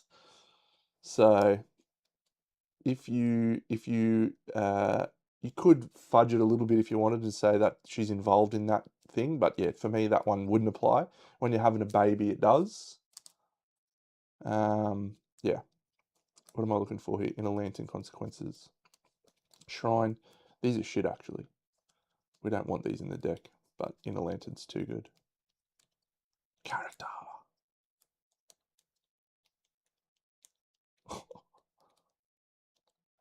What otherworldly ritual did I? Yeah. Do you want to know the true answer to that question? It is just I am so firmly convinced that it will happen that it happens. That is the absolute truth. Because I am convinced that something will happen, it then proceeds to happen. Okay, let's go over and do our principal death. This one is more of a conversation in this campaign because we do not have a Marrowism factor. So we need to make a decision on which one we go for.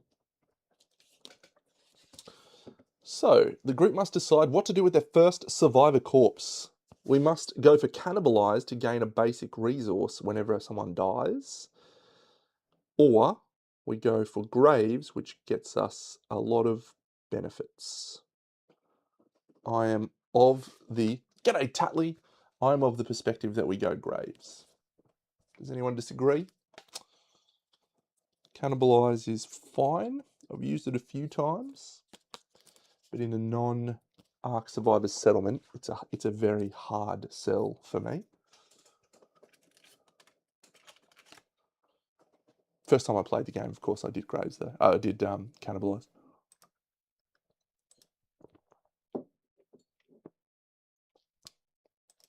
Yeah, we go graves. So the settlement gains death principle graves. Roll 1d10. We'll go parasite queen dice again. It's a 6, which we can gracefully accept. Nominated survivor. The survivor gains +1 permanent luck, and that will be Britney Spears. Hit me, baby, one more time. Let's go, Britney. Good work, Britney. It's very promising so far, very promising. All right, now,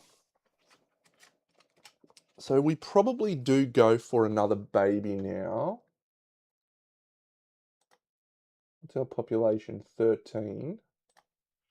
we go to a baby, we get 14. If I happen to jank double tens, we would get 15, which would be our society principle, which would be tremendous. But maybe we should try for an augury for this. Because if we can get 2 more population, we get principal society, which would be nice. And will also be an actual discussion. Yeah, let's try an augury and see if we can roll a 8+. And the person who's going to augur is the person with otherworldly luck. So we actually only need a 7+. So our first endeavor, it's a 6. Ooh, hang on a second. If you have 3+ understanding, I think you get a bonus. She's only got 2, I believe. Yeah, Brittany. Okay. So that's a 7 on the augury table. So we gain survival. She's at max survival, I think. We'll try it one more. We'll try one more. So this, if this doesn't come off, it's probably slightly wasted, but yeah, we'll try one more. So if we get a 7+, it's a great decision. It's not a great decision. Unfortunately, we could have taken a Sink Strike or a Stone Noses there, which would have been good. Let's build some weapons. So from the Caterium, we are going to be crafting a Whisker Harp. Wonderful. I've always wanted a Whisker Harp in my collection. We're going to craft a Lion Claw Katar. Fantastical. And we're going to craft, so we have the spear and we have the bow. Do we just go all Caterium weapons?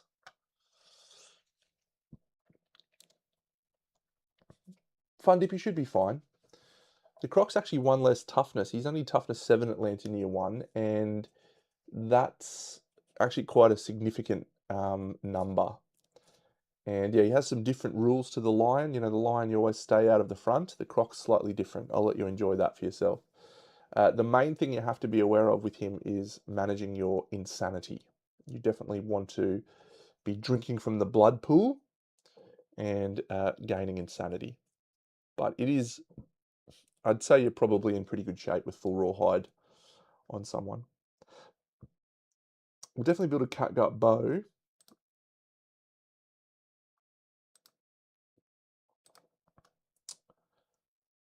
Clawhead arrow. They're always nice. They get an extra evasion buff.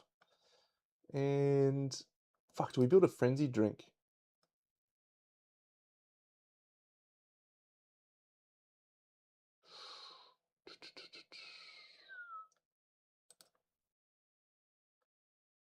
The only reason I would do that is to try and chase that strain, so I don't think I will. What's the spear's stats at? 2, 6+, 3 strength. It's okay, but I think the Smog Singer's weapon's slightly better. They have a spear, don't they? Spear of Life. Yeah, it's 4 strength, so we can probably go that. Hey, in parting, we do need the Berserker Frenzy Drink strain, so I'm probably going to try and avoid using those things until the testes, until, let's see if we get a thing. All right, we've crafted a bow. We've crafted a clawhead arrow. We've crafted a whisker harp. Stupid fucking thing. We have crafted a lion beast Katar. And that is all I think I'll craft on the weapon front.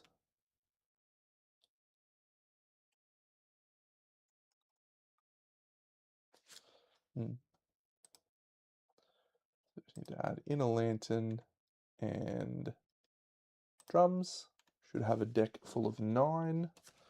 1, 2, 3, 4, 5, 6, 7, 8, 9. Perfect. Everything's looking beautiful.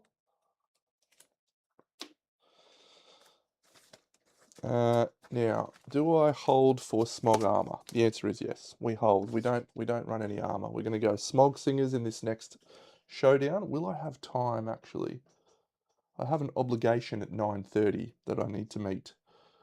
It is currently 8. We can probably do smog singers level 1. Let's do smoggos level 1. I'll grab him out.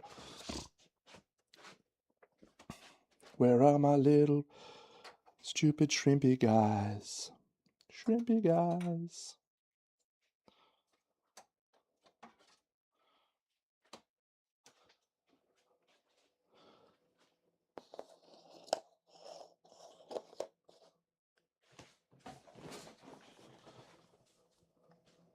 Hello, Papacon Vic. Welcome. Okay, let's set up some survivors. So Brittany's obviously going out.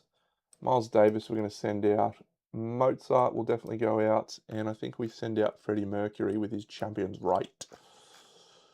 Cool.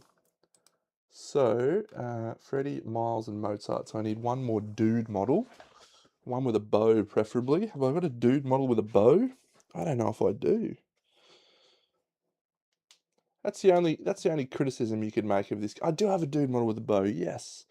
You don't get enough good dude models. There's just not enough good looking roosters.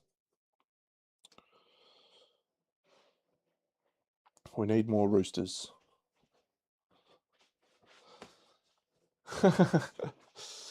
What do we need for the symbol? That's going to be so funny. Okay, so I'll definitely want to craft... I can't believe we got a scrap sword. That is outrageous. So we've got a clawhead arrow and a whisker harp. And we'll have the catgut bow. We've got the bone darts, we've got the guitar, we've got the scrap sword.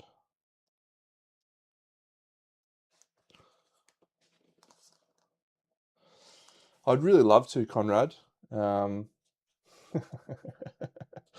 Simon from Simon's Gaming Academy. I would love to say that I was inspired by a very intelligent and attractive man in my life, but that would be a lie. I was not inspired by your haircut, mate.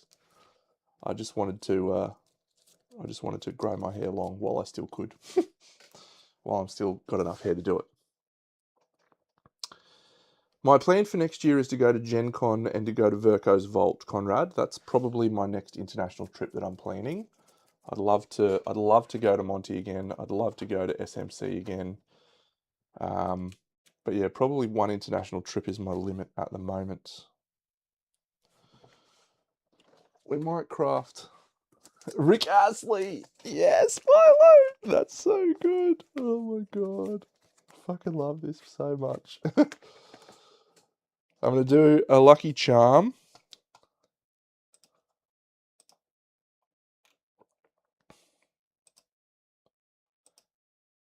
Which will craft with the monster organ.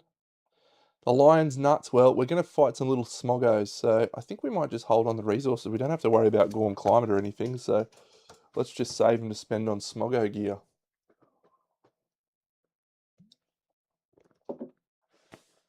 Fun dip. I will do my best not to spoil Miniature Masters for you.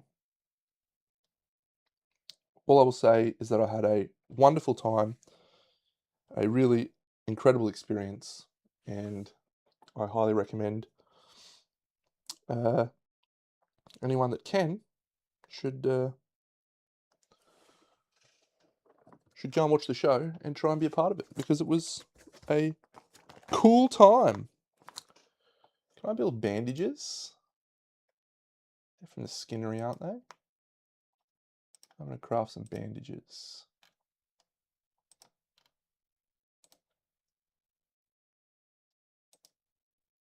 Oof. Is the drum an instrument? Oh no. We've got to build a rawhide drum. We've got to. What does that require? Oh, this is awful. This is just an awful decision. Alright, we've got a rawhide drum. I don't think I've ever crafted that. What was my best model? I think the one that I did in the finale was the best one that I did. The one that I did in the episode prior was also quite good. And the one I did in the episode before that was, people would probably say that was my best, but I do think that the finale one was my best piece. Why the fuck are we making a rawhide drum? This is so dumb, Deno. All right, smoggos, let's go. We've got a time limit now. Got to push. Should be okay. Smoggos aren't too bad.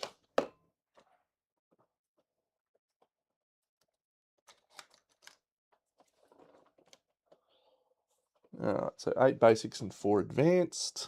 We've got... The drum is awful. I come to it, the drum's so bad. What an absolute pest.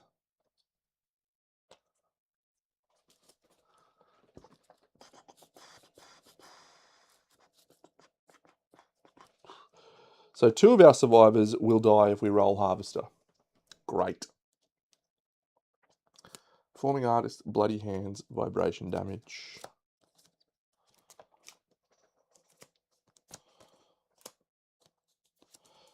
Don't have Overtone.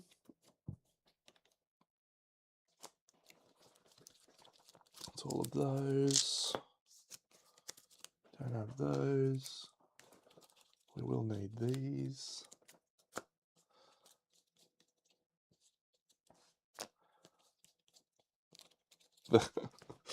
Oh, the drum. That's just crazy talk. What do you think was my best model on Moocher Masters? Timothy, what do you think was my best model?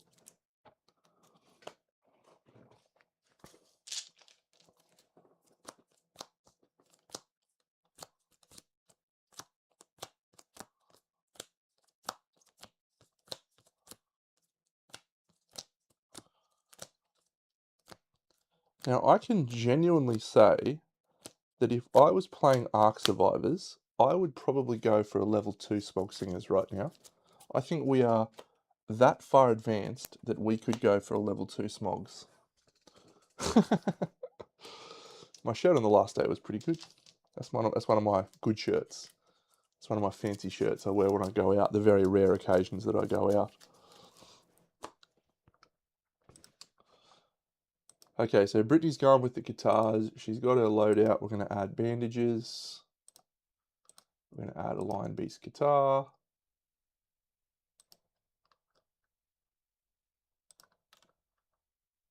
Which is going to give us a luck. My favourite restriction to work for. Yeah, the limited palette challenge was fun.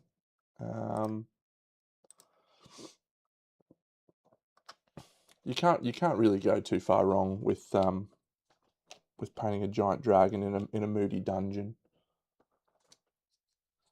I wouldn't have been able to ignore Path of the Ping. That's a good point.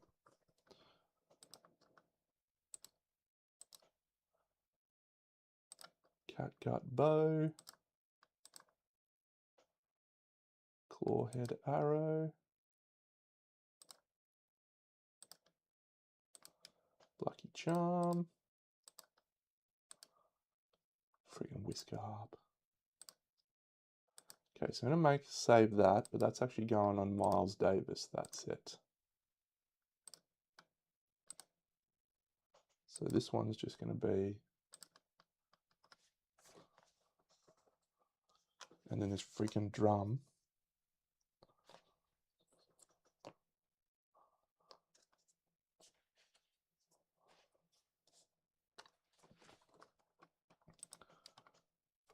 I don't think I've ever crafted that rawhide drum. We're going to have to read what it does. That's outrageous. Only Freddie Mercury, Miles Davis, all good. And our last person is just a friggin' scrap sword and a cloth. Well, the theme of this settlement is we're all musicians because everyone's going to be playing an instrument. Okay, we're set up. Let's depart. And that's it. Smoggos level 1. I also agree with you, Conrad. Limited palette to me is 3 or 4 colours, not 10. People in the comments are blowing up because they're like, oh, the guy lost the paint, it cost him the challenge. Please. 9 colours is literally no difference. Okay. So we will depart to fight Smog Singers level 1.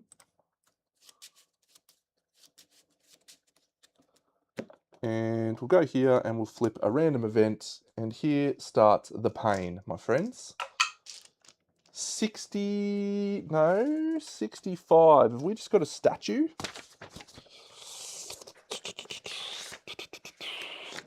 We have, in fact, got a statue. Each survivor rolls 1d10. The lowest becomes a straggler. Top down, Brittany. Brittany's rolled a 9. Freddie rolls a 9. Miles Davis, he rolls a 10. Don't do this to me. The last person rolls a 6. So the last person is Mozart. Okay, Mozart, you're unfortunately walking into a statue. You're dead. We have a new survivor who's replaced Mozart.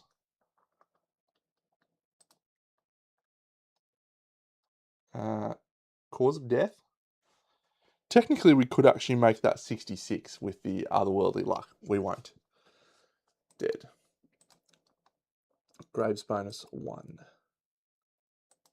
Oh no, Scribe Guy, what have you done? You've busted me game.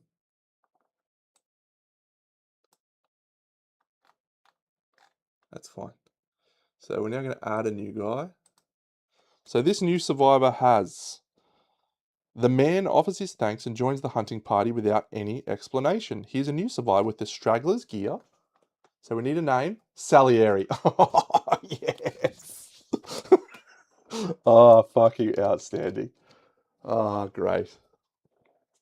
So good. Okay, so yeah, he's got 2 random disorders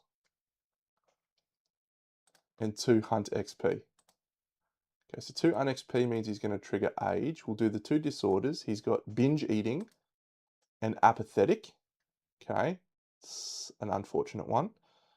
But he does have a weapon proficiency that we randomly allocate. So we'll roll a dice for this. 1, 2, 3, 4, 5, 6, 7, 8, 9, 10. All right, so we'll split it in half. Top half is 1 to 5.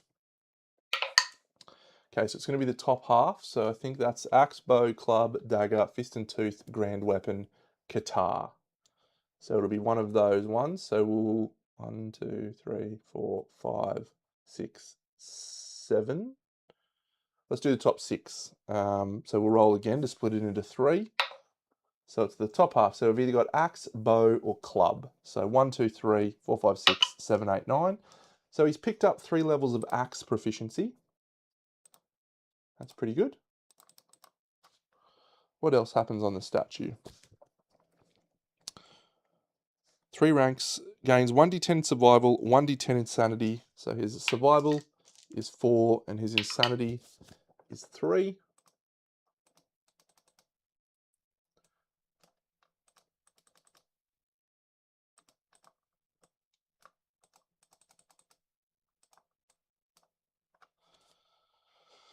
And that is it.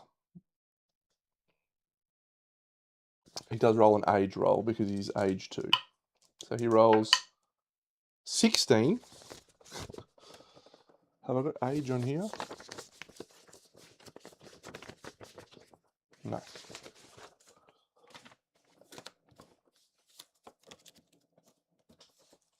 I think that's +1 evasion.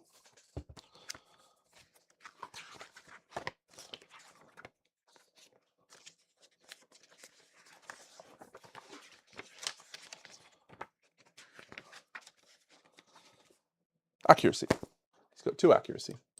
On your Salieri, that's one of the dragon traits, isn't it? No, it's 1 accuracy. Cool. Okay, so Salieri's got 3 axe proficiency and he's currently rocking a scrap sword.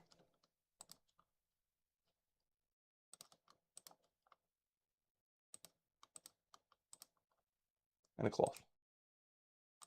Perfect. We can proceed with the remainder of the hunt. We'll go here. We have Sensory overload.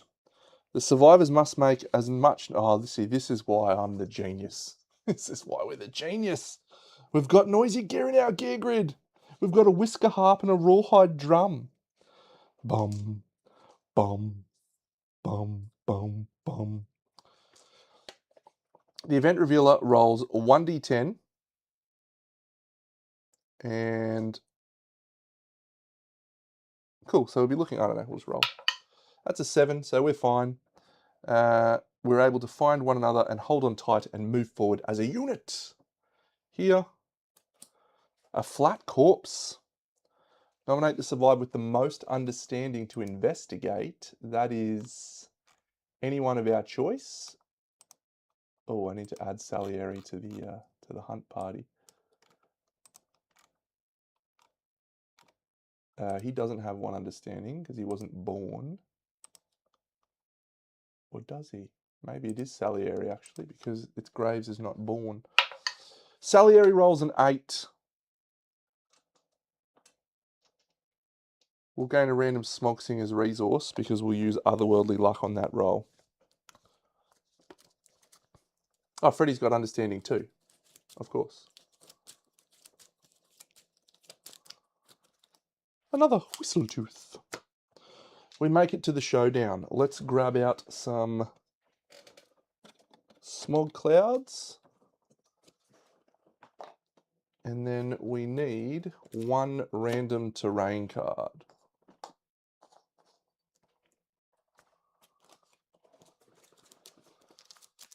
Flip me something good, baby.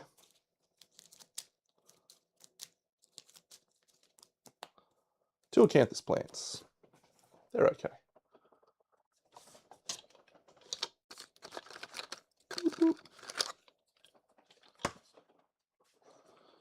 Set up at least 6 spaces away from all other acanthus plants. We don't need to worry about the guilt token situation, I don't think. It's Britney, bitch! Yeah, okay. Performing artists, song cards, bloody hands, vibration damage. 1, 2, 3, 4, 5, 6, 7, 8. 1, 2, 3, 4.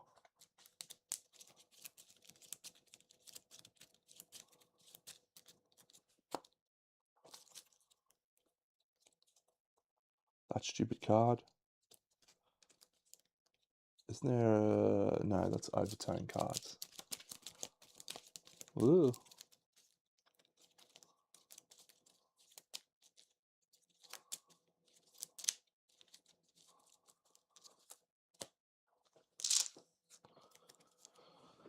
Alright. 2 acanthus plants. We set up either in front or behind. I think we'll set up in front. 1, 2, 3.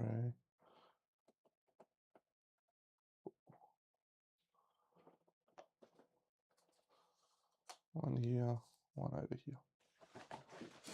All right, we'll deal ourselves out some song cards and we'll be ready to go. La la la la la la la la la la la la la la la. We don't need the guilt tokens, mate. I don't think we need the guilt tokens. The Song of Murder is quite bad, so cool. They might flop over. No, we'll be fine. We'll be fine. Let's kick off. We will manage departing survivors will apply our arrival bonuses. Okay, so let's read our drum. On arrival, all survivors gain 1 insanity. Did that actually trigger? No. Okay, so all survivors gain 1 insanity. That's from our drum. Our whisker harp. On arrival, all survivors gain 1 survival. That's not bad.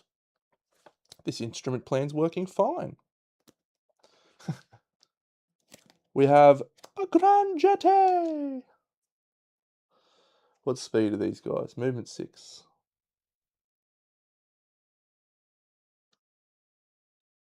Monster. The target suffers brain damage. Cool.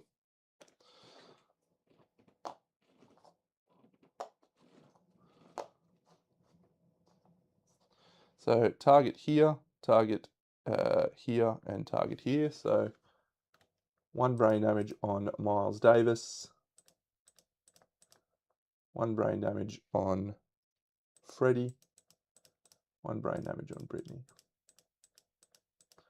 Grand Duté!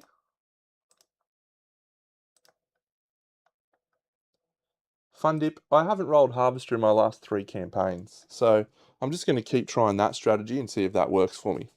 However, if we do roll it, there is a strain that we unlock. So that'll be fun. Are they not knocked down? No, they're not knocked down. Cool. Lion Beast guitar in the blind spot.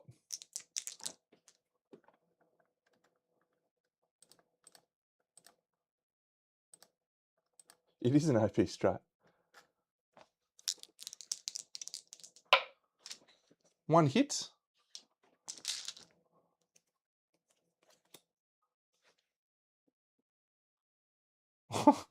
We've started with the one that kills a smog singer. That's fun. It's actually really fun. So we are critting currently on Deadly Weapon 9, 8, 7. So critting on a 7, wounding on a something.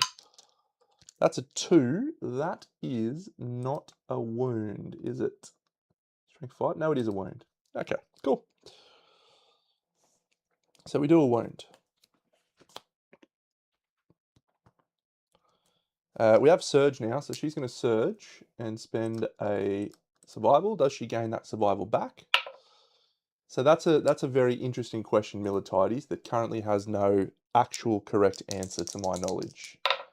Technically, it says it can't be re-rolled in any way. So, yeah, I'm not sure. Reroll all your successful hits in this attack with -2 accuracy. That's a successful hit. And we critical, so that is persistent injury deflated. That's nice.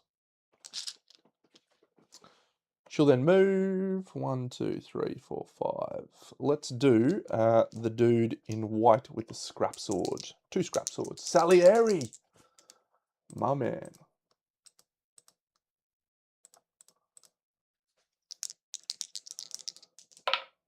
Salieri rolls a 7 and a 3. That is actually 2 hits, I believe, because he is big accuracy. 2 guilt, thank you. Been a little while. 1, 2 guilt tokens for Smoggos. 2 guilt tokens for her.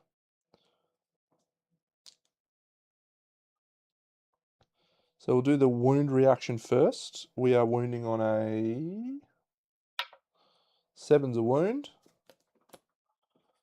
This one. 2 is a failure.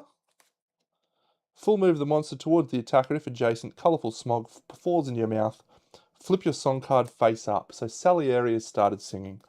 La la la la la la la Salieri. A song of speed. We remove his guilt token. You must spend movement before action and must move as many spaces as possible. That one's alright. 1, 2, 3, 4, 5. Good on you, Salieri. He can't spend survival because of his apathetic. He's done. On you, Salieri. Alright, let's go with the dude with the clawhead arrow. So he's going to shoot a clawhead arrow. That's a hit.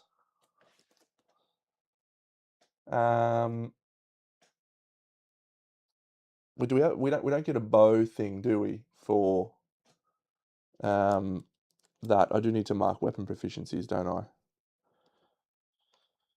Yeah, you don't get a weapon proficiency point. So he didn't use an axe. She did use a guitar. And the clawhead arrow is on hit or on wound. If you hit, the monster gains a -1 evasion. Very good. Hey, not Benton. I was actually going to reply to your message later on. I didn't crit that. I rolled a 7. I went and looked it up. I was going to give myself an extra thing, but I rolled a 7. We wound. but it's a reflex action there. So that says, reveal the top 5 hit locations, discard any that are not traps. That is a thing there. 1, 2, 3, 4. Okay, so if we shoot again with the... We can actually shoot with the bow. Yeah, 1 guilt token for him. That one's gone because we flipped the Song of Speed up. Might move him away. I don't think we need to get crazy. We're going all right. 1, 2, 3, 4, 5. We can position from there. So we'll do this guy now. So he is our dude with the bone darts. So we'll have a shot with the bone darts in the blind spot. We rolled 2, that's a miss. That's the end of our turn. We could surge. We'll surge with the bone darts. That's a 9, so the bone darts hit. That's a first strike, re-roll. That's an 8, that's another hit. On a critical, we could get a random Smoke Singer's resource. Bone darts! No, but that is a wound. So that's a guilt token for him. Yeah, I'm happy to talk about the show. Absolutely no problems. Ask away. What would you like to know? He'll stay right where he is. So we've got two here, 1 here, 1 here, and we had 1 there for a total of 5. Perfect. We have a plea for life, the closest threat. No. Intimidate the target. If you have a weapon in your gear grid, gain a guilt token. So we've got this guy. So we've got bone darts. So we're going to move to here. Boop, boop.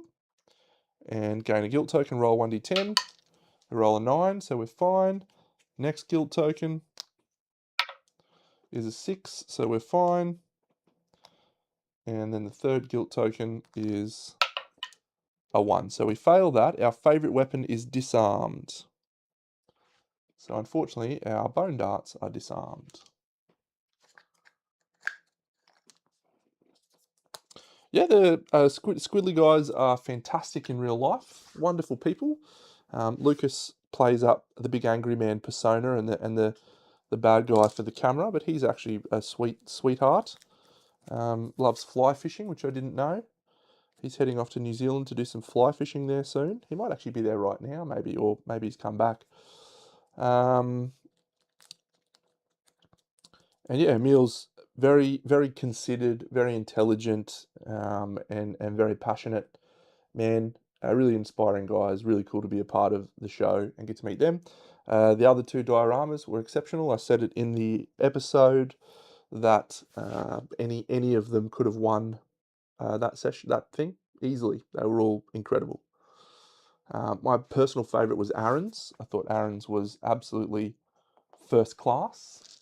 So it was filmed in Umia. Yeah, the place it was filmed, it's in like an industrial estate where they actually have their studio there. So rent, obviously significantly cheaper out there. He's got this 3-story building that actually has a 4th story, which is where the set was. Where they've set up their studio. So they've got the bottom level, which is their filming area, and then above that they've got a painting area, and then above that is like the chill out area, and there's the editing area and photo area. It's amazing. It's an amazing place. Swift Andy did give incredible feedback, and hello Hass Turner, King and Yellow. That's a clever name. We didn't get to see enough of the judges. They were really helpful, really cool. Really cool guys and insightful, really added a lot of value for me. And, one of the things that you really have to understand about feedback that I guess is easier when you get more experienced. Feedback is a choice. You hear something from someone and you can choose to take that on board or you can choose to not take that on board. It's always your choice. So, but feedback is a good thing. The more different perspectives you hear, the more you hear from people about how things look to them, it can give you some direction or some some different ways of thinking about your project. So, and that was the thing. Every single day, we got multiple feedback sessions and multiple opportunities to chat to them. I will not be passing along that message. No, miniature amateurs is a terrible idea. Okay, let's do the bone darts guy with fist and tooth. It's a terrible idea. No one wants to watch miniature amateurs. I promise. Bad plan. Yeah, fist and tooth. Fun dip. Yeah, I mean, I probably would say that my comfort zone is very large, and so I didn't have to adapt my style because I can pretty comfortably do anything that was given to me, I would say.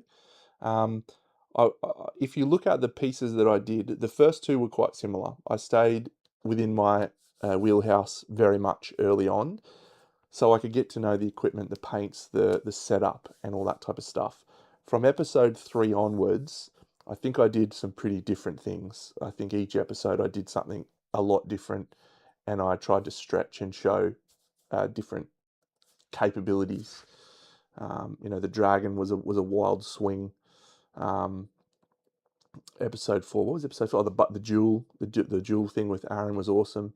Then the big monster, then the tech angel, and then the diorama. So yeah, yeah. I was reading a really cool thing the other day, Conrad. There's always two types of feedback: objective feedback and subjective feedback. Objective feedback is about you can be better in this technical thing, and that's not really um, something that people at that show needed. It's always subjective feedback. So you then have to take that and decide how you approach that subjective feedback, if that aligns with your approach to the project, et cetera, et cetera. So that is a failure. So we do not do a critical there. Who am I doing this guy? Oh, he's got heaps of guilt tokens. And that is a wound with a reflex. Moves 4 spaces away. 1, 2, 3, 4.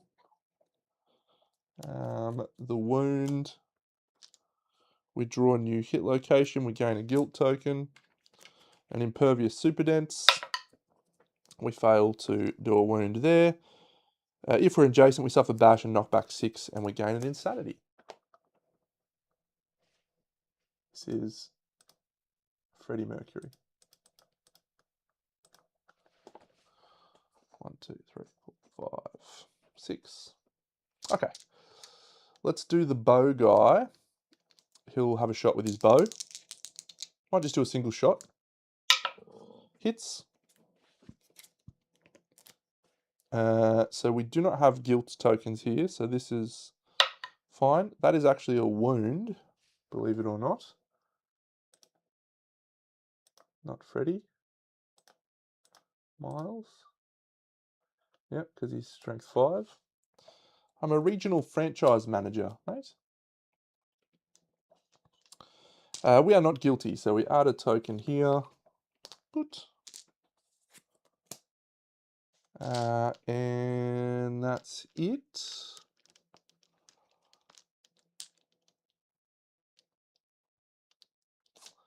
We're getting to trap zone. Yeah, good call, mate. Bow proficiency earned. What's Freddie got? He hasn't got one yet. Okay, cool. We got our proficiency points. I didn't get any gift, Haas Turner. I didn't get any gift. It was just the privilege of being awarded with that prize, which was great.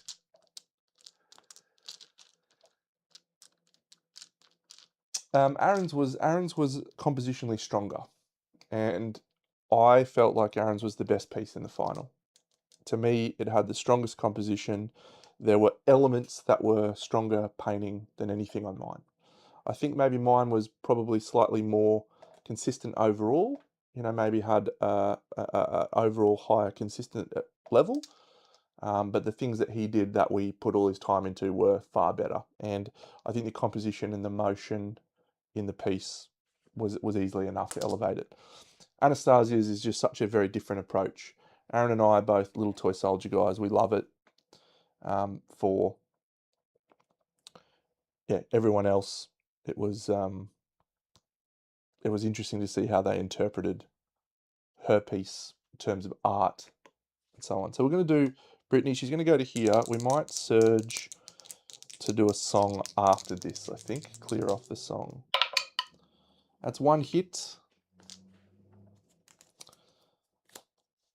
I did become close friends with the others, yeah.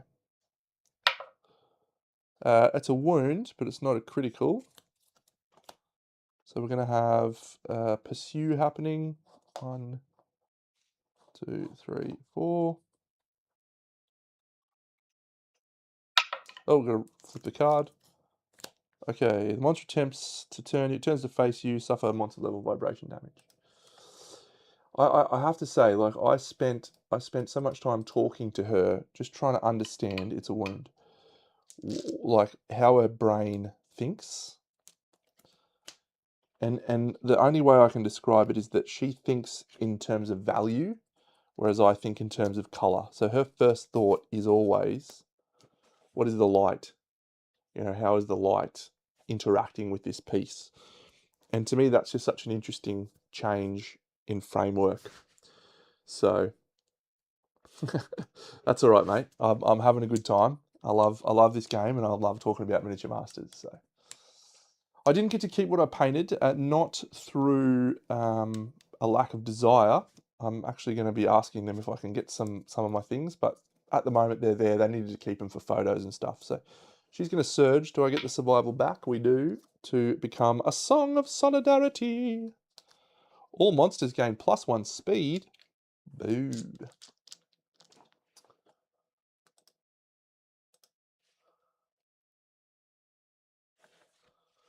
Okay, so this guy has to use full movement and move as many spaces as possible. 1, 2, 3. Yeah, let's go 1, 2, 3, 4, 5, and we'll try and harvest that acanthus. We roll a 9. Yes, get a fresh acanthus, strange resource. I loved learning from everyone. And yeah, I definitely learned a lot from her. She was vastly different and inspiring to see the way she worked. A lot of the stuff that you see on the shots is really hard to explain, that it does look different in the hand. Generally, I would say it looks better. Looks better. Kingdom Death Monsters is my favourite game. I do love Rising Sun. I did a top 10 video last year, but I haven't ever done a top 10 of all time video. But my top 3 would be Kingdom Death, Mage Knight, and I would say probably Too Many Bones, maybe, would be my other 3. Maybe Voidfall. Mate, the other contestants, they were having the best time, and it was so unfair. They would just be prancing around, going to bakeries and eating stuff all the time. It's absolutely ridiculous. Ridiculous. Closest threat. So this guy is going to go here. Going to go here. Oh, yeah, it's just turned to face. Cool. Turning to face. Your head feels lighter. Gain a survival, and then gain a guilt token. So 2 guilt tokens here, and 2 head armor. Was that right? You get head armor. What a ridiculous one. Aaron's piece was phenomenal. It was really special. Yeah, really special. I loved it.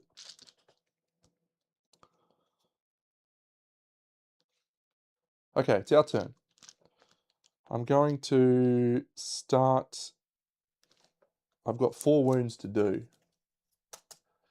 This is a solo game, Slain. Yeah, but you can play it with multiple players. So we're actually controlling a settlement of people, and those people have to go out and hunt to get resources to survive and build gear and do stuff in their settlement. So we're out hunting a little bunch of smog singers right now, and this is my 4 survivors who are out on the hunt. If we're successful in this showdown, we'll return to our settlement, and we'll get to do some cool settlement things. But yeah, it's a cool game. All right, this guy in blue is going to sing his song to clear all of his things. A song of pain. All of your severe injury rolls other than Lantern 10s are 1. That's a bad one. Okay.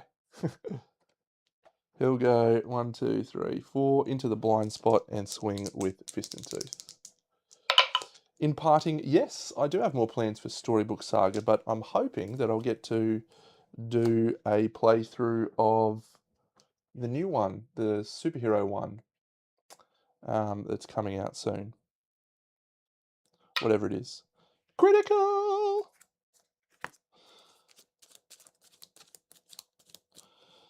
The monsters are gaining a +1 damage token, and I gain another Whistle Tooth. Oh, Hass Turner, this is the answer to that question as well, mate. Kingdom Death monster, for sure. It is incredible. The models are phenomenal. I did a video, a short, on my YouTube channel, I would say about a month ago, that has all of the models I've painted for this game. Go and look at it, mate. It's amazing. Yeah, Hero Bound. Hero Bound. We have a tremendous 5 cards in the deck. So someone is going to be triggering a trap. I might make it this guy. The bow guy. Let's shoot the bow.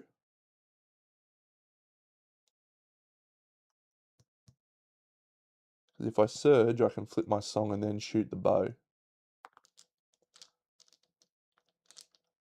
I'm just going to shoot the bow. We use a single shot. It's a 7. Oh, come on, man. It's a wound. We've got 2 wounds to go and 4 cards. The most notable thing I learned that's changed my approach on painting. I will say that I learnt that it's okay to push a little bit more than I normally do. I don't normally try and stretch myself. I normally just paint and have a really wonderful time doing that. But having the opportunity and the requirement to really stretch put me in a mindset of doing that, and that was nice. It was fun, so I enjoyed that. Exoforce, you are very kind to say that, but I do think that both of those other pieces were exceptional. And I say that as someone who was there, who got to look at them very closely, and they were both really high quality. I think Aaron's was the best piece, and I think Aaron deserved to win. If it was a leaderboard, I probably would have won overall because I think I was the most consistent, but definitely on the day, the right person won. And Frantic Zyph, this game is my favourite game of all time. It is unforgiving at times. I have recorded 12 campaigns of this game and played a number of more than that. So I would say that I am a fairly big Kingdom Death fan. Let's do this chick. She could finish it off if we are very, very lucky. So let's see if that is the case. She hits once. Oh my god.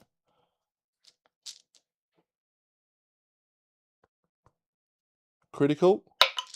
No, but it is a wound. Oh. She's got 3 guilt tokens now, so this becomes a problem.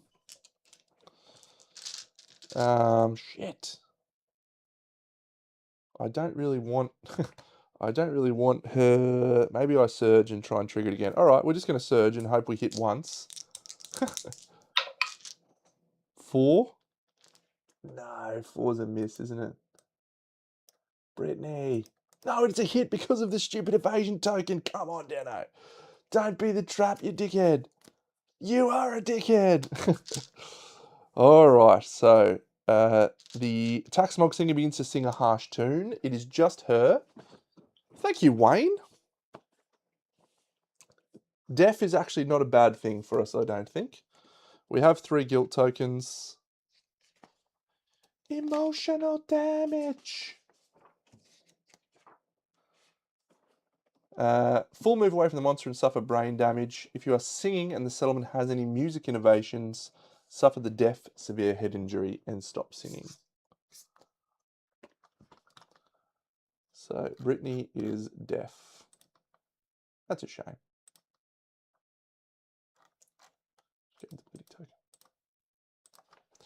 That's okay. We should be able to now finish it off with someone else. So, Ms. Kale, you've absolutely hit the nail on the head. I think Anastasia's work, it's really hard to compare. And I think most of the people that are fans of Squidmar's channel are Warhammer guys, right? They love Warhammer. I'm a Warhammer guy. I love it. So I'm inspired by stuff that is Warhammery. Anastasia comes from a photography background and from an art background. And so she's always thinking composition and light, and you know, that translates into something that feels so different. It's hard to, you know, reconcile that with what we're used to. So, you know, I really think we have to acknowledge our own limited perspectives there, myself as well, that I'm a little toy soldier painter. I love little toy soldiers. She's an artist, just a very different mindset. So we've got this guy, and we've got the scrap sword guy. So I'm going to do the scrap sword guy. We just need 1 wound. We get 1 hit. It's an 8. So a wounding on a 2+. There it is. Good job, team. We get through. I do love KDM, and I do love the aesthetic style. Freddie Mercury's achieved age 1. Good on you, Freds. KDM is kind of a narrative campaign. You follow a timeline. This is our timeline right here. And certain events happen, but there's very much a roguelite thing where those events will change and vary and flex. And it is incredible. It's one of my most amazing things that I can have played 20+ campaigns and still find new things to experience in this game. It's crazy. I am an alright bloke. I know a lot of better blokes than me. I'm alright. I'm trying to be better. So we're going 4 of these basics and 4 smog singers. Fluted bone. Oh, fluted bone with that otherworldly luck is crazy. And 4 basics. I love King of Death. Yeah, Amalia is a delight. Really lovely human, and she and I spent a lot of time talking about Kingdom Death. Oh, a lot of monster bones there. Oh, perfect. So she's great, and I'm very happy to have spent my sister just messaged me. She just watched the show. That's funny. What was I talking about? Amalia and I spent heaps of time talking about King of Death. That's right. It was the best.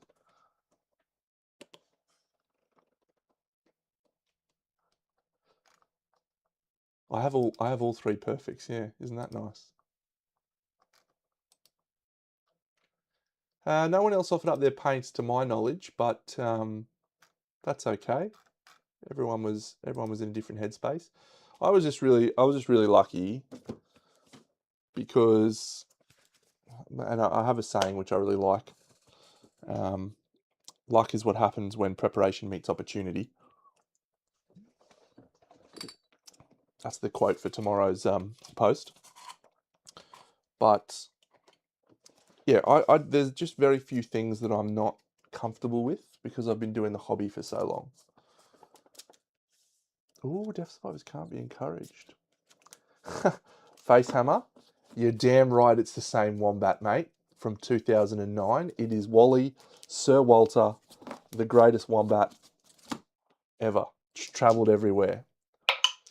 It's this pile. Sir Wally. He's a legend. The GOAT. This pile is 1 to 3, so it's this pile. We're going to roll the 9th card. I know, Russ. You come in every time as Facehammer, and I know who you are. 1, 2, 3, 4, 5, 6, 7, 8's the top one. Oh, the Frog Dog event. That's a terrible one. Zewex. No, you're not too late. The Rawhide drum is terrible. I don't know what it's. We've got, it says, inspirational drumming. When you perform in courage, all non-deaf survivors are affected. So you can stand everyone up. Okay, we need to nominate a random returning survivor with at least 1 hunt XP to feel jumpy. Thank you, Spartan Conan. It was lovely. So random returning survivor, 1, 2, 3, 4, 5, 6, 7, 8. Of course, it's my good chick. It's friggin' Britney Spears, baby. Good saying, Militides. That's a good one.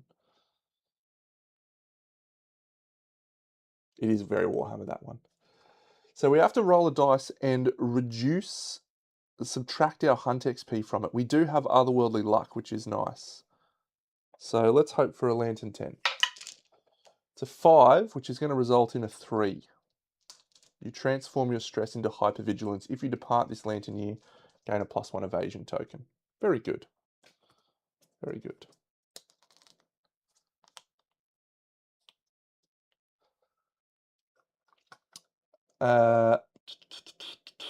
Kingdom Death, in terms of complexity, it doesn't start out very complex. It starts out quite straightforward. It gets more complex the more you play.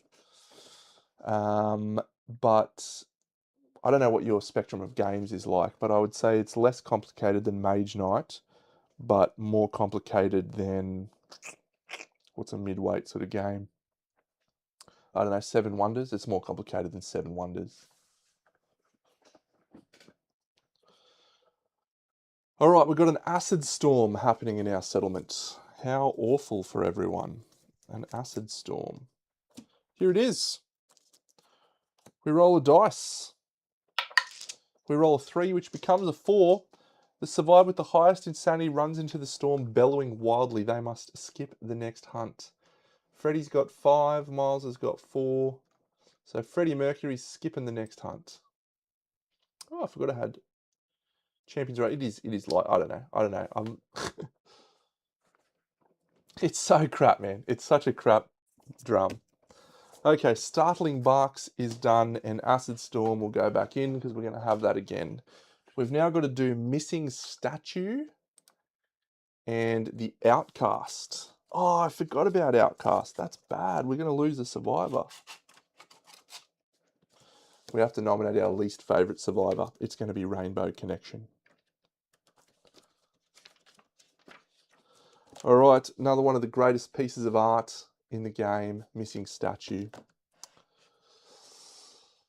Nemesis is relatively complex, yeah. I don't know, this is for me, in terms of complexity ratings on BGG, it'll be around a 3.5 to 4. It's not the most complicated game you'll play, but it certainly can get there. Louis Bonino.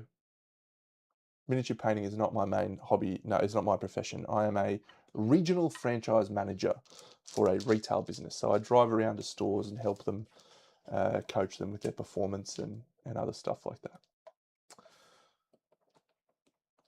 Let's do a pair of survivors, and we will take out our chick Brittany, and I reckon we take Salieri. Now we'll take someone who hasn't done much yet. Let's go Rainbow Connection. Actually, if Rainbow Connection needs to use their lifetime reroll, so be it. So we've added Bone Eaters to the deck, and we're now going to roll a dice. We roll a 9. Both survivors gain a courage.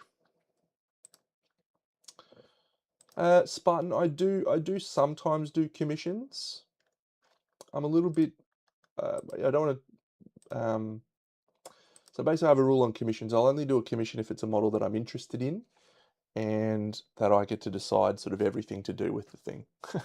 So, gaining partnership, what a stitch up I'm having right now. But yeah, sometimes I'll do commissions. I've got one that I'm doing right now, which is nice. I've got two actually that I'm doing right now for the same guy. But yeah, it really depends. It depends a lot on the model. And I get to say that because it's not my job. I don't have to take on jobs if I don't want to. I can just paint toys because I want to paint toys. And that's the best part about my hobby, my world. I get to enjoy whatever I want. Oof, that's good from Deno. Okay, let's add some gear to our gears, to our storage. So we've got a perfect organ, monster bone, monster bone, monster bone, smoggos. We're going to get a gaseous belly. We're going to get a delicate hand. We're going to get a fluted bone and a tail fat. And then we also have two whistle tooths. And we have a fresh acanthus. Yeah. Feel free to hit me up on Instagram or something, mate, and we can talk about it. My other rule that I have, in case I didn't specify, is it takes as long as it takes. Sometimes I'm excited about painting, sometimes I'm excited about playing games. I just like to have freedom of choice in my hobby, basically. So, cool. So that's all of our things. We've got 5 endeavors. Well, we're going to do the Outcast. That's right, the Outcast, which is the Screaming God event. I got some bad news for you, Rainbow Connection. You're out of here.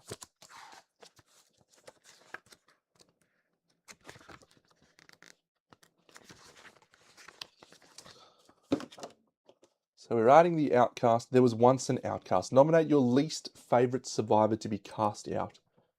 It's Rainbow Connection. Let me answer your question, ZWEX, because it's something I'm actually extremely excited about. I got to see a lot of it. I didn't get to play it, but I got to look into it in quite a lot of detail. And I am hopeful that I'll get to do some play testing of the solo mode. Whether or not that will happen, up to the boys. But yeah, I'm really excited. I'm really excited for that. What does she roll? She rolls an 8.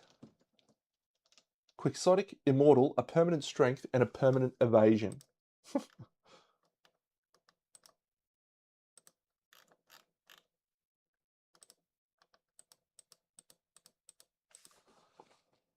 That is fantastic. We add Humming Mystery to the timeline on Lanternier 6.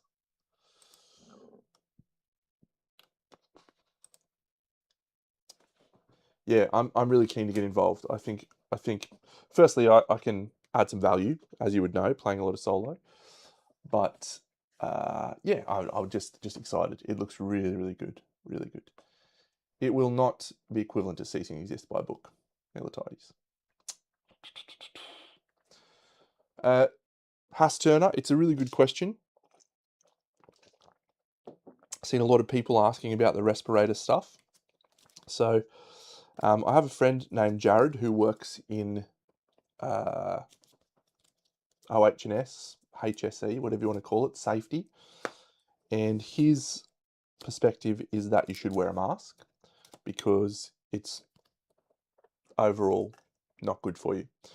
But he's also said that as long as you're not doing enamels or anything like that, acrylic paints are relatively non-toxic, so it's not going to cause you significant problems. I think you also have to keep in mind the amount of particles that you're spraying is pretty minimal. So it's probably not recommended, but I've been doing airbrushing for a long time, 15, 16 years, and I don't really have any lung problems that I'm aware of. I had to do a spirometry test a few years ago, actually, for something which said that my lungs were good. So it's probably um, it's probably not something I'd recommend. Do as I say, not as I do, type of thing would be what I would suggest. Wear a mask. If I'm doing a lot of if I'm doing a lot of airbrushing, I will wear a mask. Like if I'm doing a huge amount of airbrushing, I'll throw on a mask just to stop particles.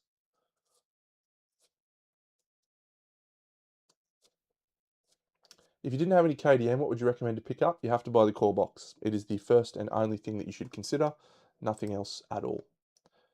Let's innovate with a bone. And what are we going to use for hide? A sinew for organ. Delicate hand isn't used for anything, so delicate hand.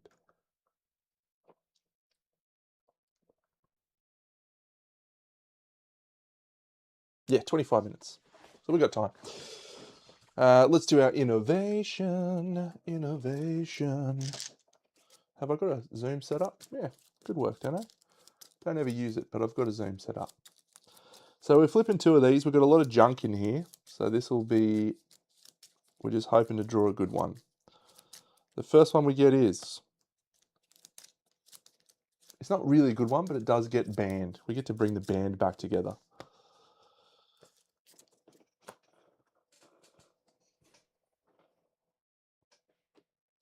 I think we have a very straightforward choice.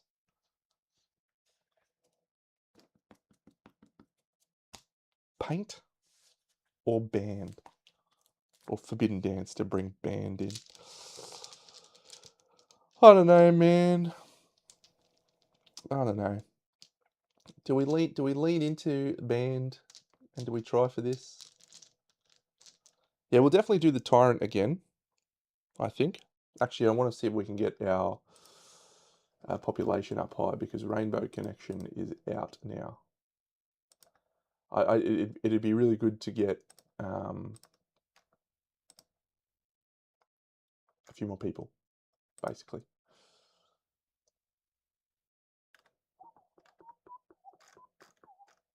We need 2 more people, I think. 3 more people. I'm going to wait on that decision. I'm not sure. I'm not sure yet. So I think we try an augury, and if we can get an augury, we've got a love juice. So let's go for an augury, and we'll use someone who's got 2 things. Oh, we need to add the Colosseum, don't we? See you, Conrad.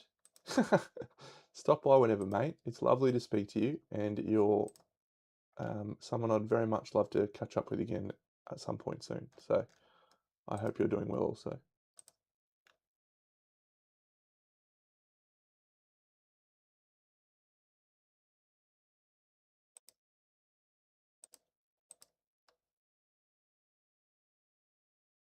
A singing heart. I can't make razor symbols. Oh, the delicate hand is the razor symbols. It's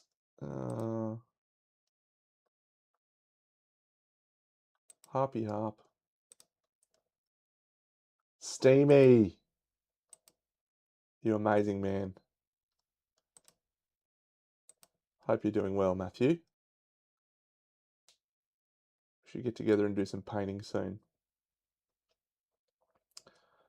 Okay, the hat is fantastic. So that's a gaseous belly and a sinew craft. And then the breastplate will definitely make pink flesh monster bone craft. I think that's all we can get. Yeah, okay. So then we make a ham fluter, which is a club. And then we can make a spear of life. Yeah, I might grab those out. Breastplate and cap is a good pickup.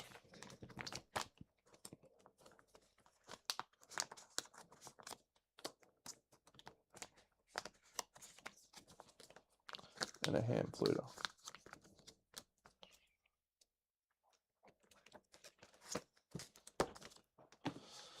Yep, 3 instruments. We've got the hand fluter. Bring it all back to you. Nah, nah.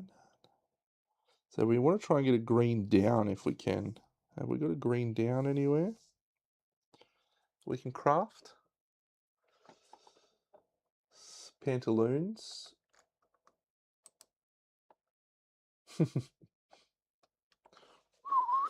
The whole premise of this campaign is we're doing the band. All right, let's do a. All right, I'm going to do an augury. So done it with the chick who gets +1. Okay, we get a baby. It's a good start. Let's do a roll on the intimacy table. We'll have Taylor Swift. We'll use Salieri. We'll use Salieri and Britney Spears. We'll have a baby. So we roll an 8 and a 9. The 8 becomes a 9 because of our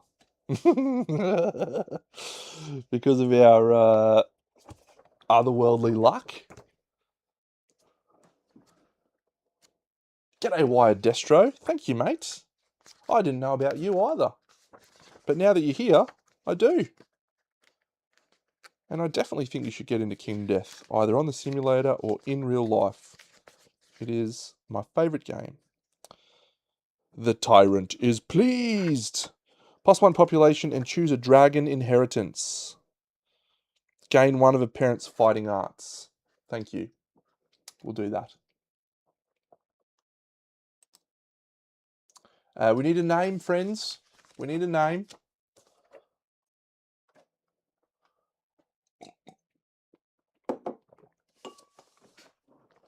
Female.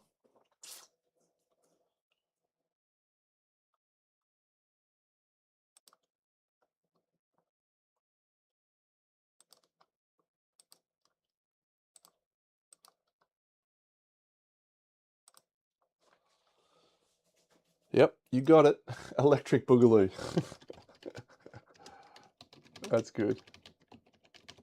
Madonna's good too. We're going to have another one, so we'll do that. Okay, we get 1 dragon inheritance. We will take otherworldly luck, I think.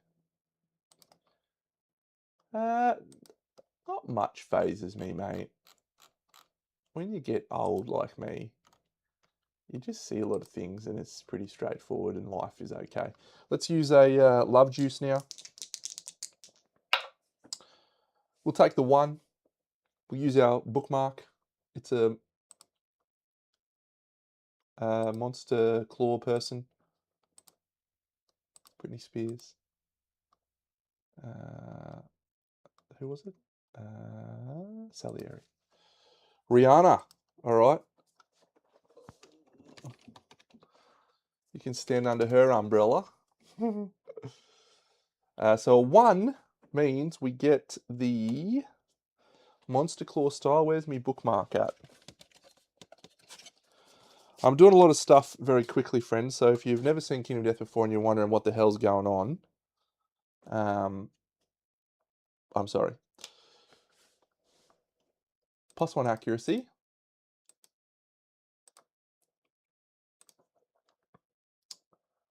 We have Monster Claw. That's great. That's really great. Hoarder and Quixotic.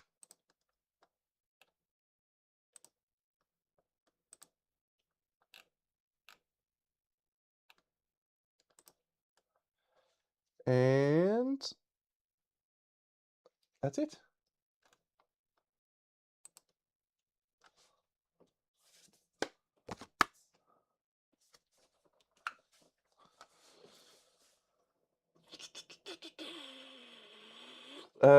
Settlement or people thing. Principal society. All right, let's have a discussion about this one. We've only got about, we've got 15 minutes. Here's the discussion. This is the only principal decision, I think, at the moment. It is called Principal Society. So we'll have a vote. Here is the Principal Society. We can choose to either accept the darkness and have our people be a little bit more immune to brain trauma, or we can focus on collective toil and work together and gain more endeavours. So it is your choice which one we will go for. Let me put up a poll. Society, collective toil, or accept darkness. And there you go. Hopefully that works. It did. Very good, mate.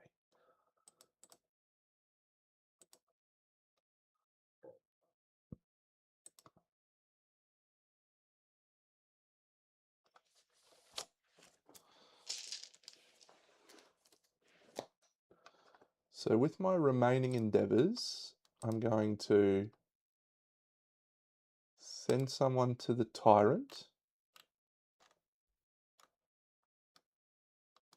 and maybe make partners, actually. That could work.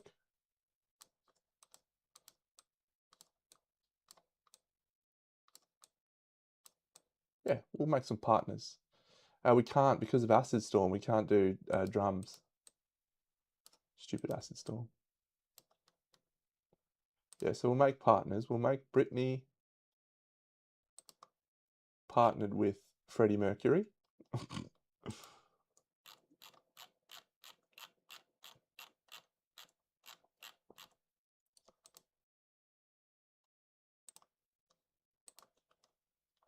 And now Freddie Mercury should actually have the partner ability as well. Fucking scribe guy, you animal. So that's good.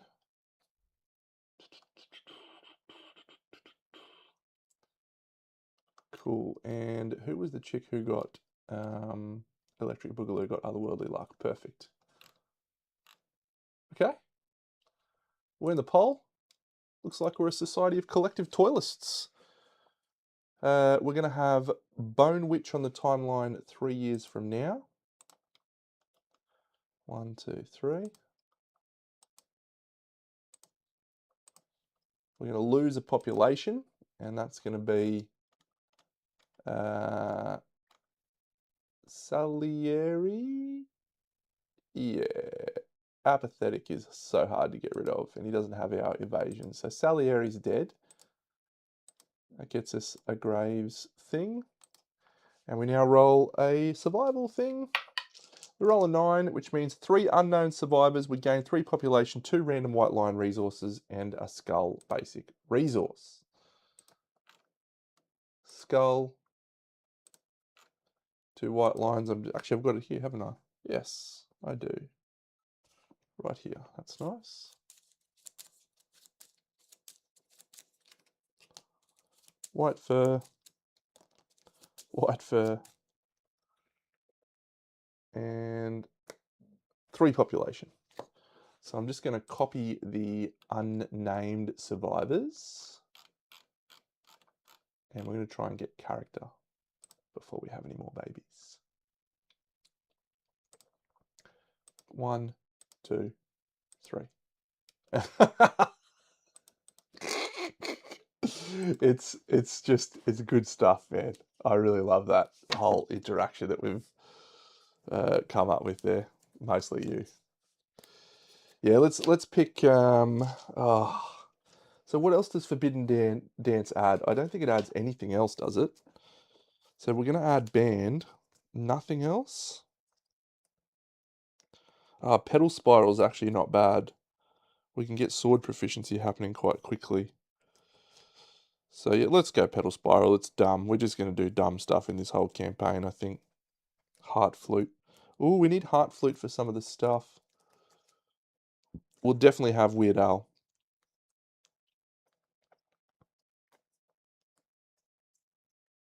Cool.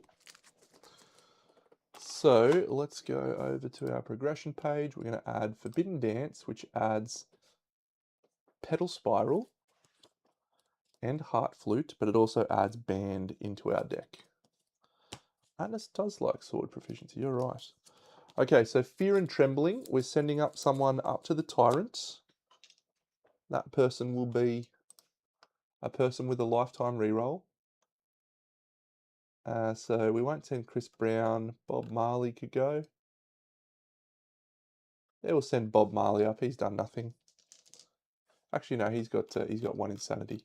All right, I'll just be an unnamed survivor who I haven't yet named. He rolls a 1, which kills him outright.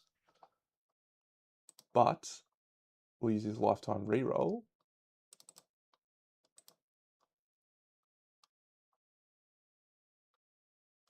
And roll another 1. He's dead. So we get another endeavor. Do we go for 2 more intimacy rolls? Yeah, I think so. We'll just go for 2 more auguries. So that's a 5, which is a survival, and an 8. So we're going to have another baby. That's 2 4s, which is a 5, which is a survivor with a strength. This one can be Madonna.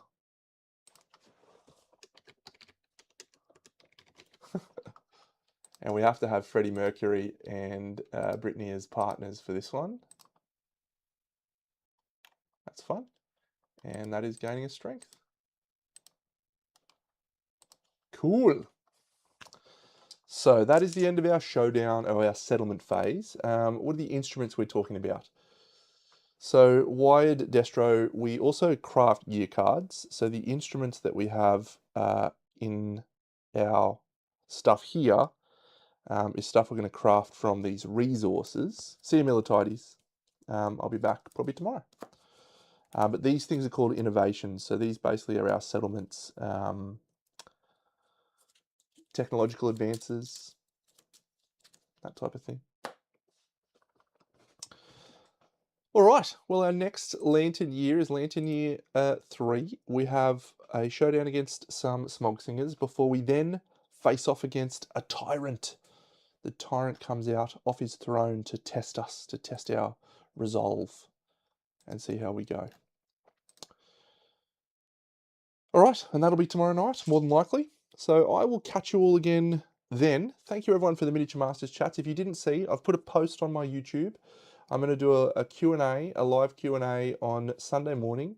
So you'll be able to ask any questions you want. And then I'm going to run through my whole experience. I've got some photos, some behind the scenes stuff to show. So yeah, it should be a really nice time. So hope you'll join me then. But if you don't get a chance, feel free to pop your questions in that post and I will answer the questions. Thank you all.